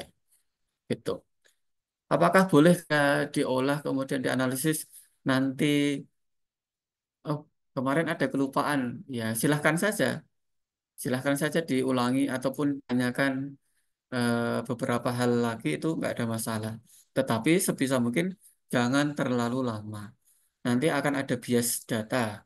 Nah, lupa. Gitu. Ini Bapak Ibu, pemilihan partisipan. Gunakan istilah partisipan atau subjek dan sampel atau populasi gitu ya Bapak Ibu. Berbeda dengan penelitian kuantitatif yang di sana menggunakan istilah populasi dan sampel. Biasanya metode atau caranya adalah purposive atau snowball sampling. Biasanya snowball secara snowball. Jadi eh purposive itu yang sebelah kiri layar Bapak Ibu. Banyak menjadi sedikit. Nah, sedikitnya ini adalah purposifnya. Loh, gimana ini contohnya? Jadi dari banyak, saya ingin meneliti tentang interferensi berpikir siswa dalam menyelesaikan masalah perbandingan ditinjau dari teori APOS. Berarti kan kriteria subjek yang bisa saya pakai adalah siswa yang sedang atau akan memulai belajar perbandingan. Saya, karena kan saya harus mengamati dari awal sampai akhir pembelajaran. Berarti yang akan yang akan belajar perbandingan. Berarti kelas 7. Kelas 7. Nah, berarti saya identifikasi tuh SMP kelas 7. Mana tuh? Nah, dari SMP kelas 7 mungkin kelas paralel ya, A sampai Z mungkin. Nah, dari A sampai Z apakah semuanya harus di tes kuesioner dan sebagainya? Enggak, enggak Bapak Ibu. Bisa saya minta bantuan guru, minta bantuan guru. Kira-kira kelas mana yang ini Bapak siswanya lebih banyak terganggu dalam pemahaman konsepnya. Yang jelas untuk kelas yang high itu nggak bisa gitu ya. Yang prestasi belajarnya tinggi itu nggak bisa karena peluangnya sangat kecil gitu. Kemudian yang kelas sangat sangat di paling bawah ya mungkin terlalu banyak juga gitu atau mungkin pertanyaan-pertanyaannya nggak bisa dijawab ya kan nggak bisa juga untuk dilakukan wawancara dan sebagainya. Termasuk juga siswa yang punya komunikasi yang bagus. Nah, bagaimana kalau tidak punya komunikasi yang bagus? Ya kan butuh wawancara. Nah, sehingga dari yang banyak tadi kemudian ada filter yang memperkecil subjek penelitian tersebut. Gitu, Bapak Ibu. Jadi, kenapa kok dari banyak menjadi sedikit? Karena ada filternya, ada saringannya banyak. Jadi, mungkin dari sekian kelas menjadi hanya 5 subjek, 6 subjek, atau 10 subjek, dan seterusnya. Itu tergantung dari penelitian itu sendiri. Kemudian contohnya dari sedikit menuju ke banyak itu misalkan snowball. Snowball itu seperti kita kalau kehilangan barang dan kita menanyakan kepada orang yang ada di sekitar itu. Misalkan nih saya kehilangan jam tangan. Terakhir sekali jam tangan saya gunakan itu kalau enggak dari kantor sampai ke musola. Nah, sudah saya temui dulu di kantor. Oh, di sana ada orang, satu orang. Lihat nggak jam tangan saya? Jam tangan saya itu ciri-cirinya ini. Oh, saya tadi nggak lihat deh. Saya langsung ini. Coba tanya ini. Nah, berarti ada penambahan lagi responden. Coba tanya ini. Berarti ada tambahan lagi. Jadi dari satu responden menjadi ada beberapa responden, menjadi dua responden. Nah, dari dua responden, kemudian mungkin akan bercabang lagi menjadi tiga responden, enam responden, dan banyak responden. Seperti itu ya. Dan seterusnya sampai jam tangan itu ditemukan atau yang mencari jam itu sudah menyerah. Ya sudahlah, saya ikhlaskan. Gitu. Kesimpulannya adalah jam tangannya ketemu di mana. Kemudian prosesnya saya tadi mencari dari sini dan sebagainya. Kemudian atau kesimpulannya jam tangan saya akhirnya tidak ketemu dan seterusnya. Ya sudah gitu.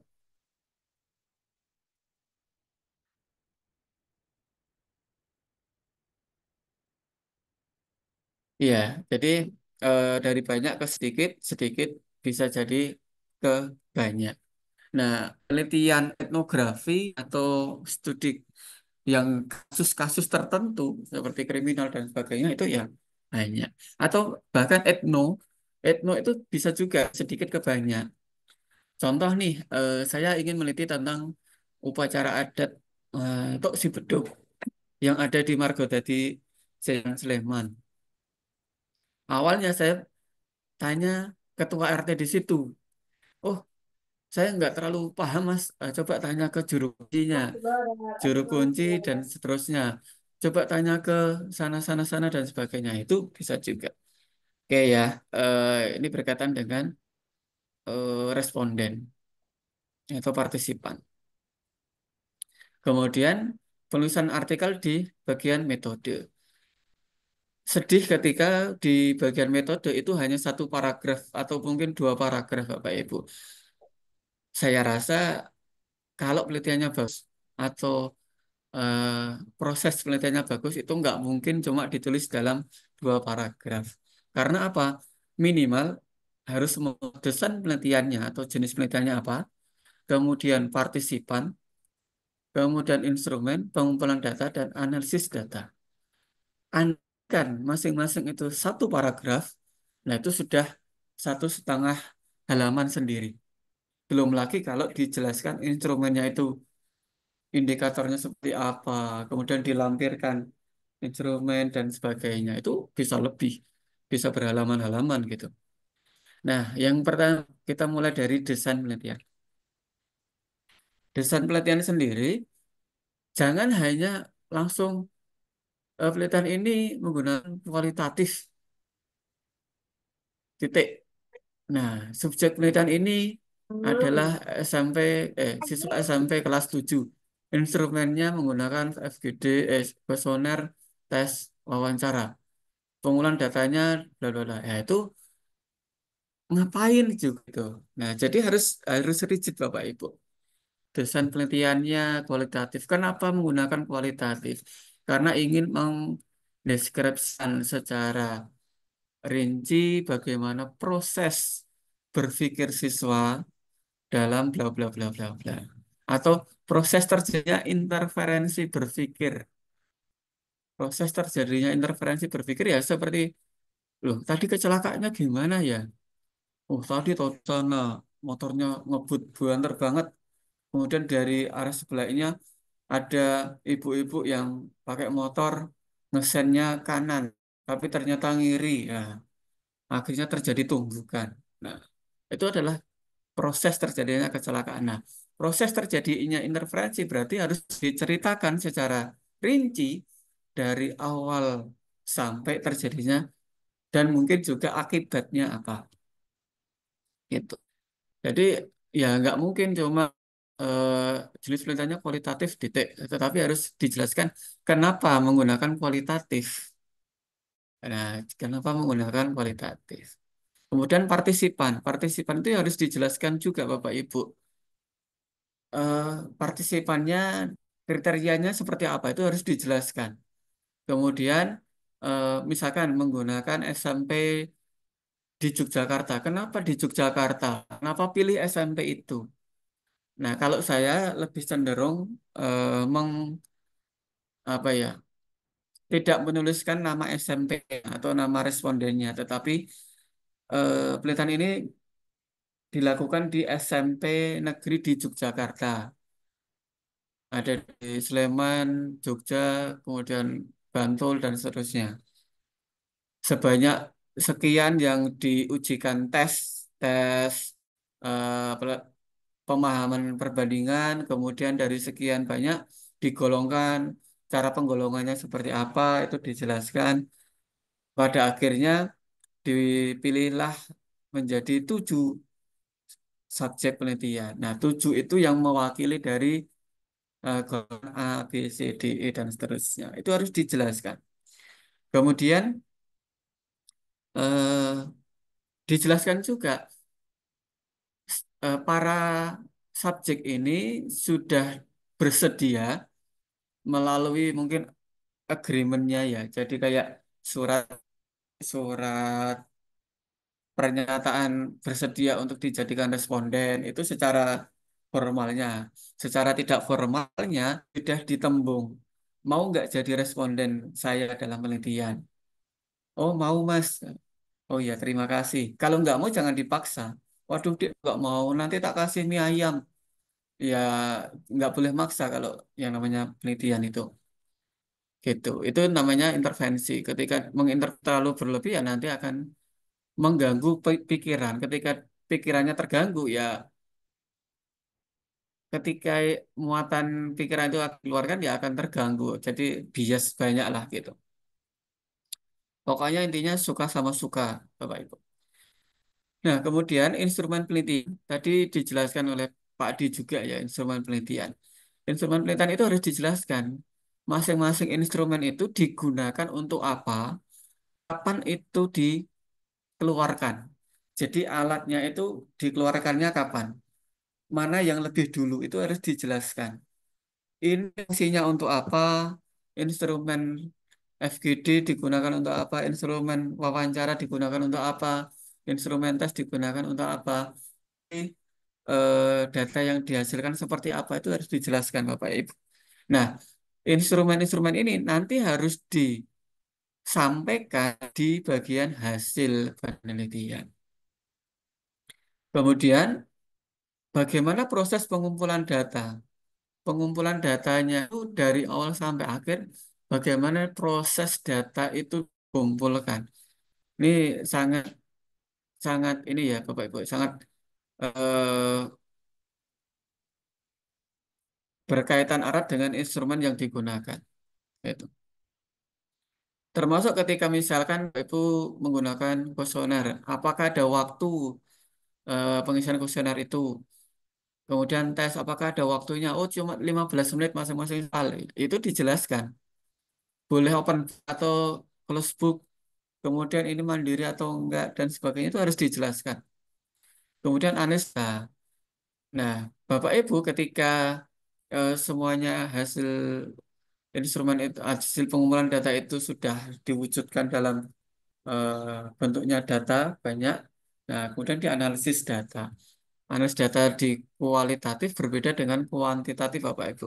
Kalau di kualitatif dengan uji-uji statistik yang banyak itu rumusnya pakai SPSS, pakai R, pakai minat dan sebagainya. Kalau analis data menggunakan kualitatif itu biasanya in vivo atau atlas dan seterusnya. Bisa juga manual menggunakan ya kita diberikan Tuhan akal untuk berpikir ya gunakan itu nggak ada masalah. Nah, penulisan artikel di hasil, Bapak Ibu. Segala prosedur atau langkah yang di metode itu harus dimunculkan di hasil. Nah, contohnya tadi penelitian saya tentang interferensi berpikir siswa dalam memahami masalah perbandingan ditinjau dari teori APOS. Nah, partisipannya apa? Siswa SMP yang sedang mempelajari perbandingan. Instrumen yang dipakai pedoman observasi, tes, wawancara, rekaman. Jadi rekam video itu Bapak Ibu selama pembelajaran berlangsung, termasuk interaksi guru dan siswa. Nah, data valid bagaimana saat data dari instrumen itu konsisten? Ya, jadi saat semua data hasil dari instrumen tersebut itu konsisten, merujuk ke oh ini sesuai ini golongannya sama itu oke lah. Nah, bagaimana jika tidak bisa menjadi temuan Bapak Ibu? Itu bisa menjadi temuan atau kita telusuri untuk penelitian yang lebih jauh lagi loh. Kenapa ya? Tadi ketika di ulangan hari ketika disuruh maju dia bisa tuh menjawab perbandingan senilai dan berbalik nilai. Ketika di tes tertulis itu juga, tetapi ketika wawancara kok dia nggak bisa. Oh mungkin dia cuma ngempek aja, oh dia cuma ini aja dan seterusnya. Itu kan ya menjadi menarik juga Bapak Ibu. Nah ini Bapak Ibu, kunci di hasil didalami pembahasan. Ya, kita melihat dengan panca indera kita melihat, kita mendengar, kita merasakan, kita meraba, itu realita yang ada di depan kita. Yang ada di depan kita itu segala sesuatu mungkin ada juga Bapak Ibu.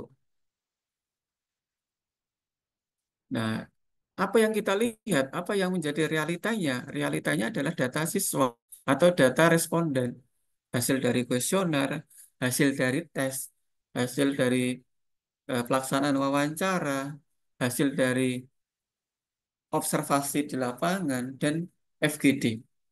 Apakah yang kita tangkap itu sesuai dengan dial yang mereka pikirkan? Belum tentu Bapak Ibu. Oleh karena itu, kita harus bagaimana menggali itu semuanya ke dalam wawancara itu menjadi penting Bapak Ibu. Nah, kita punya ideal, pikiran ideal. Sehingga kenapa kok peneliti itu menjadi teman utama? Karena kita harus ada di dalam pemikiran kita sesuatu yang ideal di topik itu. Tesnya itu jawabannya itu ini dan sebagainya. Nah, wawancara dari sekian banyak versi wawancara, jawaban wawancara kita harus bisa merespon dengan tepat, dengan tepat agar apa? Agar mendalam dan seterusnya. Termasuk kita juga kita juga sudah mengkaji literatur, membaca artikel yang relevan dan buku babon dan sebagainya. Sehingga di dalam otak kita punya skema pengetahuan yang kita miliki. Nah, itu kemudian kita bandingkan dengan hasil respon dari siswa yang tadi dari kuesioner, tes dan sebagainya ini. Nah, kemudian ini semuanya kita tulen di dalam hasil dan ditukik atau didalami di pembahasan. Itu Bapak Ibu ya. Ya, ketika hasil ya cuma menyampaikan ya, menyampaikan apapun itu yang didapatkan dari responden. Tetapi ketika bahasan ya itu kita menjadi pairingnya, pembandingnya. Oh, jawaban ini. Kemudian namun dari penelitian ini bla bla bla bla bla. Mengapa siswa menjawab ini? Menurutnya dari wawancaranya ini dan sebagainya. Nah, ini kalau menurut pengetahuan Anda mungkin tentang interferensi. Nah, interferensinya mana sih itu? Kemudian nanti dibuat skema berpikirnya seperti apa. Nah, itu menjadi ini pekerjaan yang lama di sini, Bapak Ibu, di pembahasan. Karena harus memunculkan kronologi, bagaimana proses berpikirnya, kemudian kita tangkap, kemudian ekspresikan kembali dalam bentuk tulisan. Oleh karena itu, penelitian kualitatif adalah salah satu pujangga matematika. Gitu Bapak Ibu, mungkin itu yang bisa saya sampaikan. Sahur pakai sambal pete, makin enak kalau ada ikan lele. Mohon maaf kalau ada banyak salah kata. Semoga manfaat untuk semuanya. Ya, Eh, amin, sa- amin, ya rabbal alamin. Oke, sedikit saya share ya apa namanya beberapa contoh artikel sebelum saya akhiri Bapak Ibu. Nah ini Bapak Ibu ada di jurnal Science Mathematics and Technology Learning. Ini saya dulu tiket lulusnya ya di sini karena saya pilih di sini karena murah gitu Bapak Ibu ya. Student tahu konsepnya tetapi salah atau tidak benar dalam menyelesaikan. Kenapa kok bisa terjadi? Nah, itu kan pertanyaannya. Siswa itu paham, siswa itu tahu konsepnya, konsep perbandingan berbalik itu tahu. Tetapi kok salah dalam menjawabnya? Kenapa itu bisa terjadi? Nah, itu bisa dideskripsikan ketika wawancara Bapak Ibu. Bedanya kalau kuantitatif kan cuma, oh ini salah coret, scoringnya berapa tiga. Tapi kan esensi tiga ini apa sih sebetulnya? Nah, kualitatif diperlukan di sana Bapak Ibu. Loh, ketiga itu loh, ternyata ini dan sebagainya. Nah, kenapa kok ini ya abstraknya kok sedikit ya ketentuan dari sana seperti itu. Ya, kita langsung ke metode ya. Jadi di bagian metode, nah ini adalah kualitatif studi kasus. Nah, kasusnya ada di kelas 7. Kelas 7 yang memiliki kesulitan dalam konsep perbandingan gitu. Partisip dijelaskan. Ini loh, Pak, ini itu kok katanya tadi kualitatif nggak boleh ada angka-angkanya, Pak. Lah ini kan cuma apa ya? Cuma rekapitulasi mana yang benar, mana yang salah. Bukan masa uji statistik dan sebagainya. Kalau kayak gini ya nggak ada masalah gitu ya. Jadi kan cuma, oh ini loh ternyata ada berapa siswa yang menjawab benar, ada berapa siswa yang menjawab salah dan sebagainya. Kemudian pengumpulan datanya ada menggunakan instrumen kuis, kemudian wawancara. Instrumen digunakan untuk melihat apa, kemudian wawancara digunakan untuk melihat apa, dan seterusnya. Analisisnya dituliskan. Kemudian ada harus didefinisikan jelas juga skema pengetahuannya itu apa, interiorisasi, koordinasi, dan seterusnya. Nah, baru kemudian resultnya kita jelaskan dari pemberian setiap kuisnya itu. Kuis satu, kemudian kuis dua, dan seterusnya. Nah, kemudian ini kan cuma hasilnya aja, Bapak. Nah, diskusinya, pembahasannya itu saya munculkan diagramnya. Ini loh, dari siswa itu menuliskan, memahami informasinya. Kemudian diinteriorisasinya. Dia paham semakin banyak pertaletnya, semakin jauh jarak yang ditempuhnya. Kemudian dienkapsulasi atau diwujudkan dalam rumusnya atau dalam kalimat matematik ini. Nah, kemudian skemanya seperti ini. Kemudian di soal yang kedua ini, ya, kayak ada 5 pekerja butuh 60 hari. Kalau ditambah 6 pekerja butuh jadinya berapa hari di inventarisasinya. Nah, kalau bekerjanya tambah harusnya waktunya lebih cepat dong. Nah, tetapi ternyata wujud enkapsulasinya beda gitu. Malah lebih ini. Nah, itu menjadi persoalan yang unik juga gitu Bapak Ibu ya. Nah, memunculkan ini skema atau diagram ini ya nggak mudah Bapak Ibu. Itu ya Bapak Ibu ya. Kemudian ada lagi. Saya kebanyakan nulisnya kualitatif Bapak Ibu. Eh, ada di learning mathematics outcome. Ini untuk siswa yang buta. Buta kok dibuat penelitian, ya nggak apa-apa Bapak Ibu. Nah, metode. Jadi nggak cuma satu, dua, tiga, satu paragraf, tetapi metode saya apa, subjeknya apa, instrumennya apa, dan seterusnya. Jadi harus diuraikan dengan jelas. Kemudian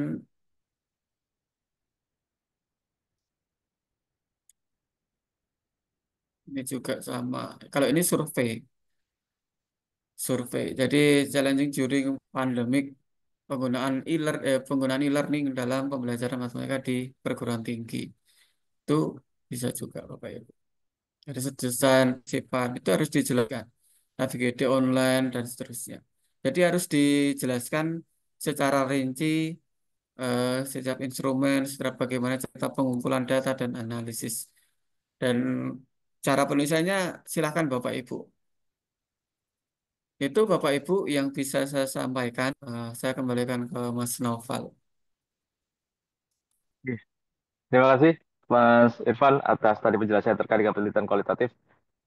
Eh, Memang intinya terkait dengan penelitian kualitatif itu adalah kayak golek jelung sumur ya. Jadi dulu kayak gitu ya. Kayak buka bikin sumur dulu gitu deh. Oke. Bapak Ibu, saya hormati, monggo kalau misalnya ada pertanyaan, ini sebenarnya sudah ada pertanyaan Pak Irfan di di chat. Yang pertama ada Pak Sadrak Pak Giling. Pak Sadrak mungkin bisa bertanya langsung Pak Sadrak. Halo, Assalamualaikum Pak Sadrak. Ya, sambil menunggu ya. Ini ada pertanyaan Pak Irfan, Mas Irfan. Teknik analisis data pada penelitian kualitatif yang mengarusutamakan prinsip reduksionis memiliki kecenderungan untuk melewatkan hal-hal yang bisa jadi temuan berharga dari suatu penelitian. Misalnya ketika seorang peneliti mengobservasi praktik pembelajaran yang umumnya kompleks dan kaya akhirnya direduksi menjadi satu tema melalui proses coding. Bagaimana cara untuk meminimalisir bias peneliti dalam kasus seperti ini? Wah, bias itu Nah, betul, Pak. betul. Ya, kalau di oke. Terima kasih Pak Sadrak ini, Sadrak Pagi.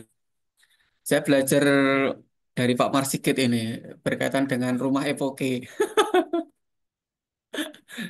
Epoke itu kan kita mengesampingkan di luar dari fokus kita, gitu kan. Kalau fokus penelitiannya itu tentang interferensi berpikir konsepnya perbandingan, ya kita fokusnya di situ. Untuk yang lainnya kita kesampingkan dulu. Ya, kita reduksi dulu yang lainnya. Tapi fokus utama yang interferensi konsep perbandingan itu harus benar-benar menjadi fokus. Ya itu nggak boleh direduksi. Kalau sesuai dengan toh itu nggak boleh direduksi. Tetapi yang di luar itu, nah itu silahkan direduksi. Direduksi itu apakah dibuang jauh-jauh? Jangan. Itu disimpan dulu. Disimpan di tempat yang semestinya. Nanti kita akan kaji lagi ketika penelitian atau publikasinya sudah kelar. Oh, kemarin ada yang bagus loh. Coba saya ulangi lagi. Nah, kita alihkan fokus ke yang disimpan tadi. Itu Pak Sadrak. Gitu ya. Jadi yang direduksi itu jangan asal, wow ini eh, coret, coret, coret, coret. Ya, nggak boleh gitu.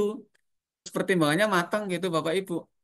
Makanya tim penelitiannya harus benar-benar yang paham berkaitan dengan topik penelitian itu sendiri. Sehingga salah satu kenapa kok penelitian kualitatif peneliti itu harus apa ya benar-benar paham berkaitan dengan topik itu. Karena apa? Dia yang menjadi eksekutor kapan harus mereduksi data, kapan data itu di-keep dan seterusnya. Itu Bapak Ibu. Itu.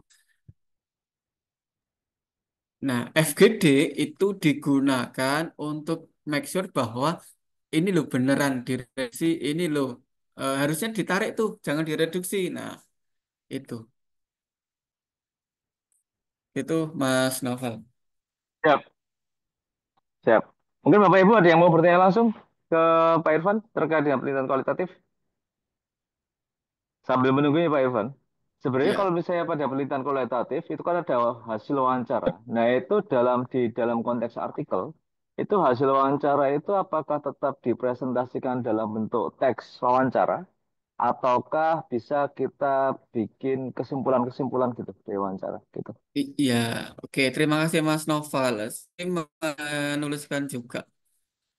Di di artikel saya itu nggak ada teks wawancara yang peneliti subjek itu enggak. Tetapi saya cuma mengutip beberapa saja.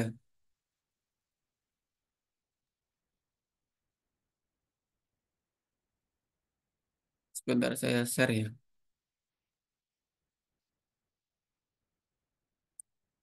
Nah, kalau di jurnal saya itu kan ini ya sering menuliskan peneliti subjek itu Iya, iya, sampai iya. sampai berhalaman-halaman. Ya itu silakan sih kalau saya gaya yang beda nggak ada masalah ya. Nah ini the participant answer because the speed increase so the time is getting shorter. Nah ini kan hanya kutipan dari yang ya saya butuhnya kutipannya ini untuk memperkuat aja gitu. Hmm. Kalau kalau misalkan ada orang lain yang saya butuh dong bukti untuk wawancara yang full teks gitu, ya saya punya datanya gitu. Nanti akan saya kasihkan gitu kalau dibutuhkan.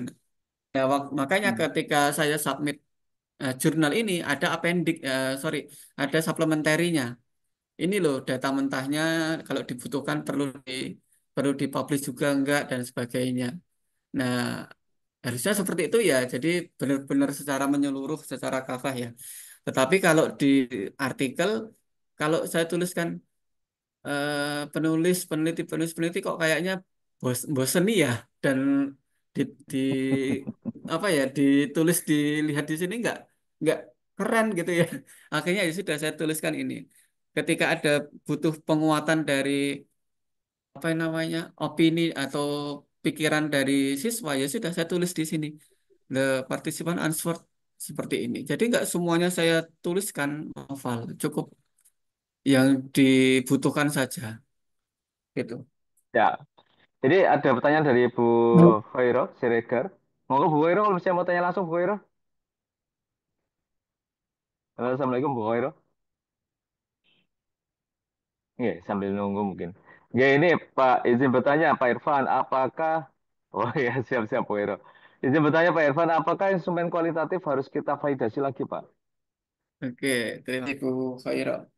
Ini keren ini Bu Khairo ngajar plus webinar nih. Dan masih bisa sempat tanya lagi. Monggo, monggo. Ini keren ini. Memang multitasking ya kalau ibu-ibu itu ya. Pertanyaannya angil meneh. Kalau saya tetap harus ini Khairo ini bapak atau ibu ya? Ya, Ibu, ibu, ibu. oh ibu, oke. Bu Nur Khairo. Jadi kalau saya sih yang namanya dokumen harus harus divalidasi ya karena kan ya namanya walaupun instrumennya pendamping ya kalau pendampingnya nggak sesuai dengan yang utama kan juga lucu ya jadi ya make sure aja sih agar emang instrumen yang digunakan ini cocok digunakan untuk meneliti topik ini gitu ya jadi kalau saya sih tetap harus sih itu validasi kan validasi ada banyak ya bisa validasi konstruk dan sebagainya validasi gitu kalau saya sih betul. Siap, siap. Makasih Pak Irfan. Berikutnya, ini Pak Kiki Hendra, penanya terakhir nih. Monggo Pak Kiki Hendra. Baik, izin tidak menyalakan kamera, Pak. Eh, Terima kasih, Pak Irfan. Izin bertanya terkait dengan penelitian kualitatif. Mungkin ini pertanyaan saya ingin menanyakan terkait dengan penelitian autoetnografi, Pak, di dalam kualitatif, khususnya dalam pendidikan matematika. Nah, menurut Pak Irfan, mungkin Pak Irfan punya pengalaman menulis artikel itu mungkin. Bagaimana tren khusus penerimaan terkait dengan penelitian autoetnografi khusus dalam pendidikan matematika. Kebetulan di sini banyak teman-teman editor jurnal pendidikan matematika juga. Kira-kira penelitian autoetnografi itu dalam pendidikan pendidikan matematika itu peluang diterimanya gimana, Pak Irfan? Menurut pengalaman Pak Irfan mungkin. Itu. Terima kasih, Pak.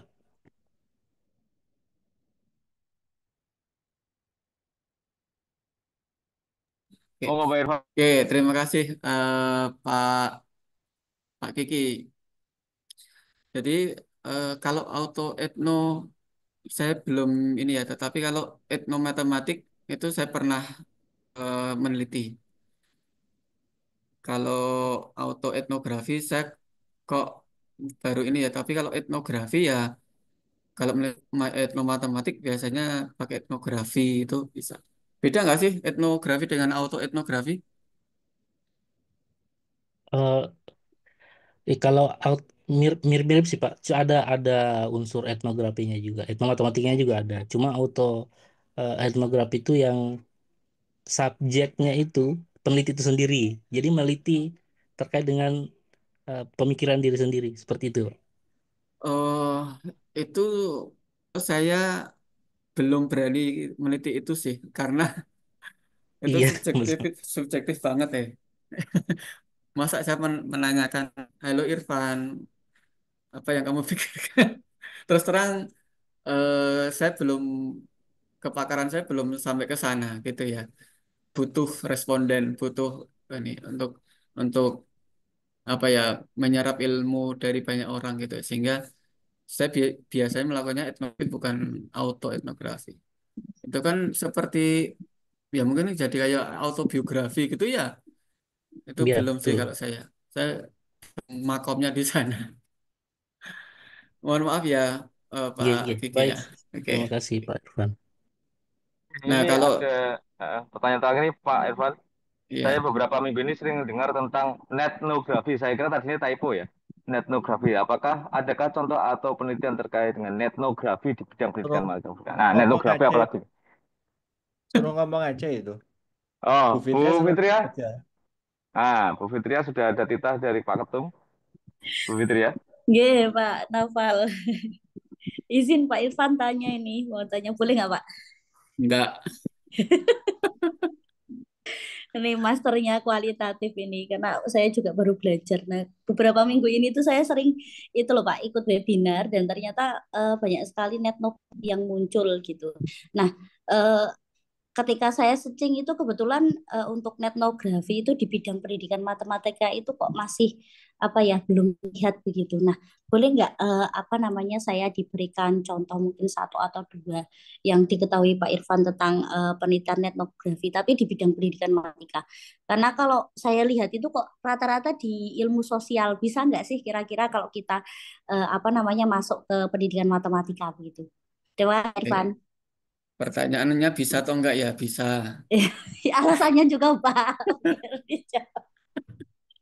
Oke, eh, pertama etnografi itu sebenarnya dari etnografi, Bu Fitria. Etnografi itu kan penelitian tentang etnik gitu ya. Nah, netnografi itu apa? Penelitiannya berbasis digital Bapak Ibu. Jadi studinya studi ya, resource-nya resource digital. Misalkan nih, saya belum pernah ke Papua, tapi meneliti rumah rumah apa itu yang di Papua itu? Lupa aku. Rumah semut, Bonek, Pak. bonek, Rumah bonek. semut. Nah, rumah sumit, Rumah semut. rumah semut. Hmm. Nah, itu kan bisa juga karena kan sekarang ada Google Map, ada Google Earth dan sebagainya, itu kan bisa ya didalami dari situ. Kemudian dari sosial media dan sebagainya. Kemudian ketika saya wawancara, saya menghubunginya lewat telepon dan sebagainya. Itu ya bisa-bisa aja itu berbasis digital semuanya.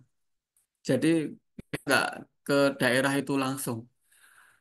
Tetapi kalau saya sih masih belum srek ya ketika kita ketemu langsung, dan ketika telepon itu saya kok masih masih cenderung suka yang langsung ya. Paling enggak ada pahala silaturahimnya lah. Gitu. Itu etnografinya seperti itu Bu Fitria. Untuk contohnya di bidang matematika saya belum belum mencari sampai ke sana. Tetapi sependek apa yang saya pelajari tentang atau apa yang saya ketahui tentang etnografi seperti itu Bu Fitria. Oke, terima kasih Pak Irfan. Oke, mari Bu Fitria nanti ngajuin riset Bima tentang etnografi. Ya, itu Terus bisa nanti juga. kita undang untuk ini menyampaikan apa itu netnografi itu ya. Nah, itu. Jadi itu. Cocok. Baru tadi seperti Pak Kiki tadi juga apa auto etnografi ya.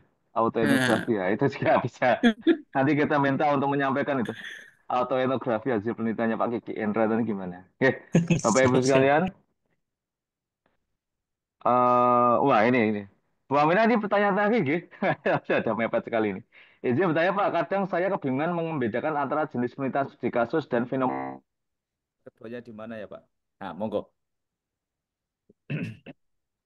Oke, terima kasih. Bedanya apa ya studi kasus dengan fenomenologi? Nah, fenomenologi itu kan sesuatu yang fenomenal ya. Nah, dari yang fenomenal, yang pada esensi dari pengalaman seseorang itu sendiri. Namun kalau studi kasus itu memusatkan pada suatu objek tertentu yang memang itu perlu dikaji secara mendalam. Itu. Nah, beberapa juga ya itu sama aja kan, yang namanya ada kasus itu ya fenomenal gitu. Ya, tetapi berpikir bahwa kasus itu belum tentu fenomenal juga, Bapak Ibu. Iya kan? Kasus itu belum tentu fenomenal, tetapi fenomenal ya ya berangkat dari kasus gitu. Itu Bapak Ibu. Itu yang mendasari. Saya fenomenologi itu ya benar-benar yang memang ya kasus yang agak lain gitulah gampangannya secara apa bahasanya gampang, kasus yang agak lain gitu ya. Unik, amat sangat unik menurut saya. Itu fenomenologi, itu baru dibuat di sana. Tapi kalau studi kasus ya banyak kayak kasus tadi, pemahaman konsep perbandingan itu kan sebetulnya dimanapun itu ada gitu. Sebenarnya banyak itu ada. Makanya pakai studi kasus, bukan fenomenologi. Nah, fenomenologi bisa pakai COVID itu fenomenal. Ternyata pembelajaran e-learning daring itu lebih memahamkan siswa daripada yang luring. Nah, itu fenomenal itu. Nah, perlu didalami. Nah, tapi kan enggak ada yang lost learning dan sebagainya. Berarti enggak fenomenal gitu. Itu Siap. Oke. Begitu tadi Ibu siapa tadi? Ibu Aminah. Ibu Nah, Aminah. Ibu Aminah, terima kasih banyak udah bertanya, nggih. Ya, secara prinsip tadi disampaikan oleh Pak Irfan, nggih. Tadi kalau fenomenologi itu ke subjek ya, Pak Irfan ya. Berarti kalau apa namanya studi kasus ke case-nya, objeknya gitu ya. Yang Ya. dilihat dari berbagai perspektif. Oke, terima kasih Pak Dr. Sri Adi Widodo dan Pak Muhammad Irfan. Bapak Ibu berikan tepuk tangan kepada beliau berdua, nggih. Kita doakan semoga sehat selalu, sukses selalu kepada Amin. Pak Adi dan Pak Irfan. Harapannya nanti dari hasil apa yang kita diskusikan terkait dengan penelitian kuantitatif dan kualitatif ini, penulisan artikelnya terutama ya, itu bisa memberikan perspektif tambahan kepada kita. Mungkin kayak saya seperti Pak Adi, tipikal kuantitatif gitu ya. Setelah mendapatkan penjelasan dari Pak Irfan, oh seperti itu kualitatif gitu. Artinya nanti siapa tahu setelah ini bisa combo gitu ya. Habis Pak Irfan, habis itu Pak Adi gitu. Jadi combo mix mood jatuhnya. Tapi kita belum ada yang mix mood ya. Ini masalahnya materinya nggak ada yang mix mood ini. Gitu. Mungkin next berikutnya kita bisa bikin yang mix mood seperti apa. Begitu, terima kasih Bapak Ibu sekalian. Terima kasih sudah hadir dalam webinar kali ini. Seri ketiga, insya Allah nanti seri keempat kita akan dibersamai oleh Profesor Dr. Ruli Karitas Indra Prahmana. Setelah itu juga dibersamai oleh beliau ini ada juga di sini Pak Adi Nur Cahyono, Dr. Renat Adi Nur Cahyono dari Universitas Negeri Semarang. Insya Allah nanti akan bercerita tentang dengan Pak Prof. Ruli akan bercerita tentang bagaimana merayu editor dan reviewer ya. Nah, dan dengan ya ada bukunya juga itu, beliau sudah membuat bukunya. Nah, nanti juga di sini dengan Pak Adi Nur Cahyono ini beliau akan kita minta sharing gitu. Siapa Adi ya? Insya Allah. Ya, Wah, alhamdulillah, wis kalau dari Solo, alhamdulillah. Oke, terima kasih. Nanti besok kita akan tanggap Pak Adi ya dari ya tanggal 17 nanti insya Allah jam 1 dua sesi langsung kita akan laksanakan. Terima kasih Bapak Ibu sekalian di sini. Terima kasih Bapak Ibu yang sudah mengikuti. Kita ketemu lagi di sesi 17. Kita akhiri. Wassalamualaikum warahmatullahi wabarakatuh. Terima kasih Bapak Ibu. Waalaikumsalam. Waalaikumsalam warahmatullahi wabarakatuh. Terima kasih Pak Irfan, Pak Terima kasih Pak Noval. Adi, Pak Terima Irfan, kasih Pak Bapak dan Ibu. Terima kasih. Live ya.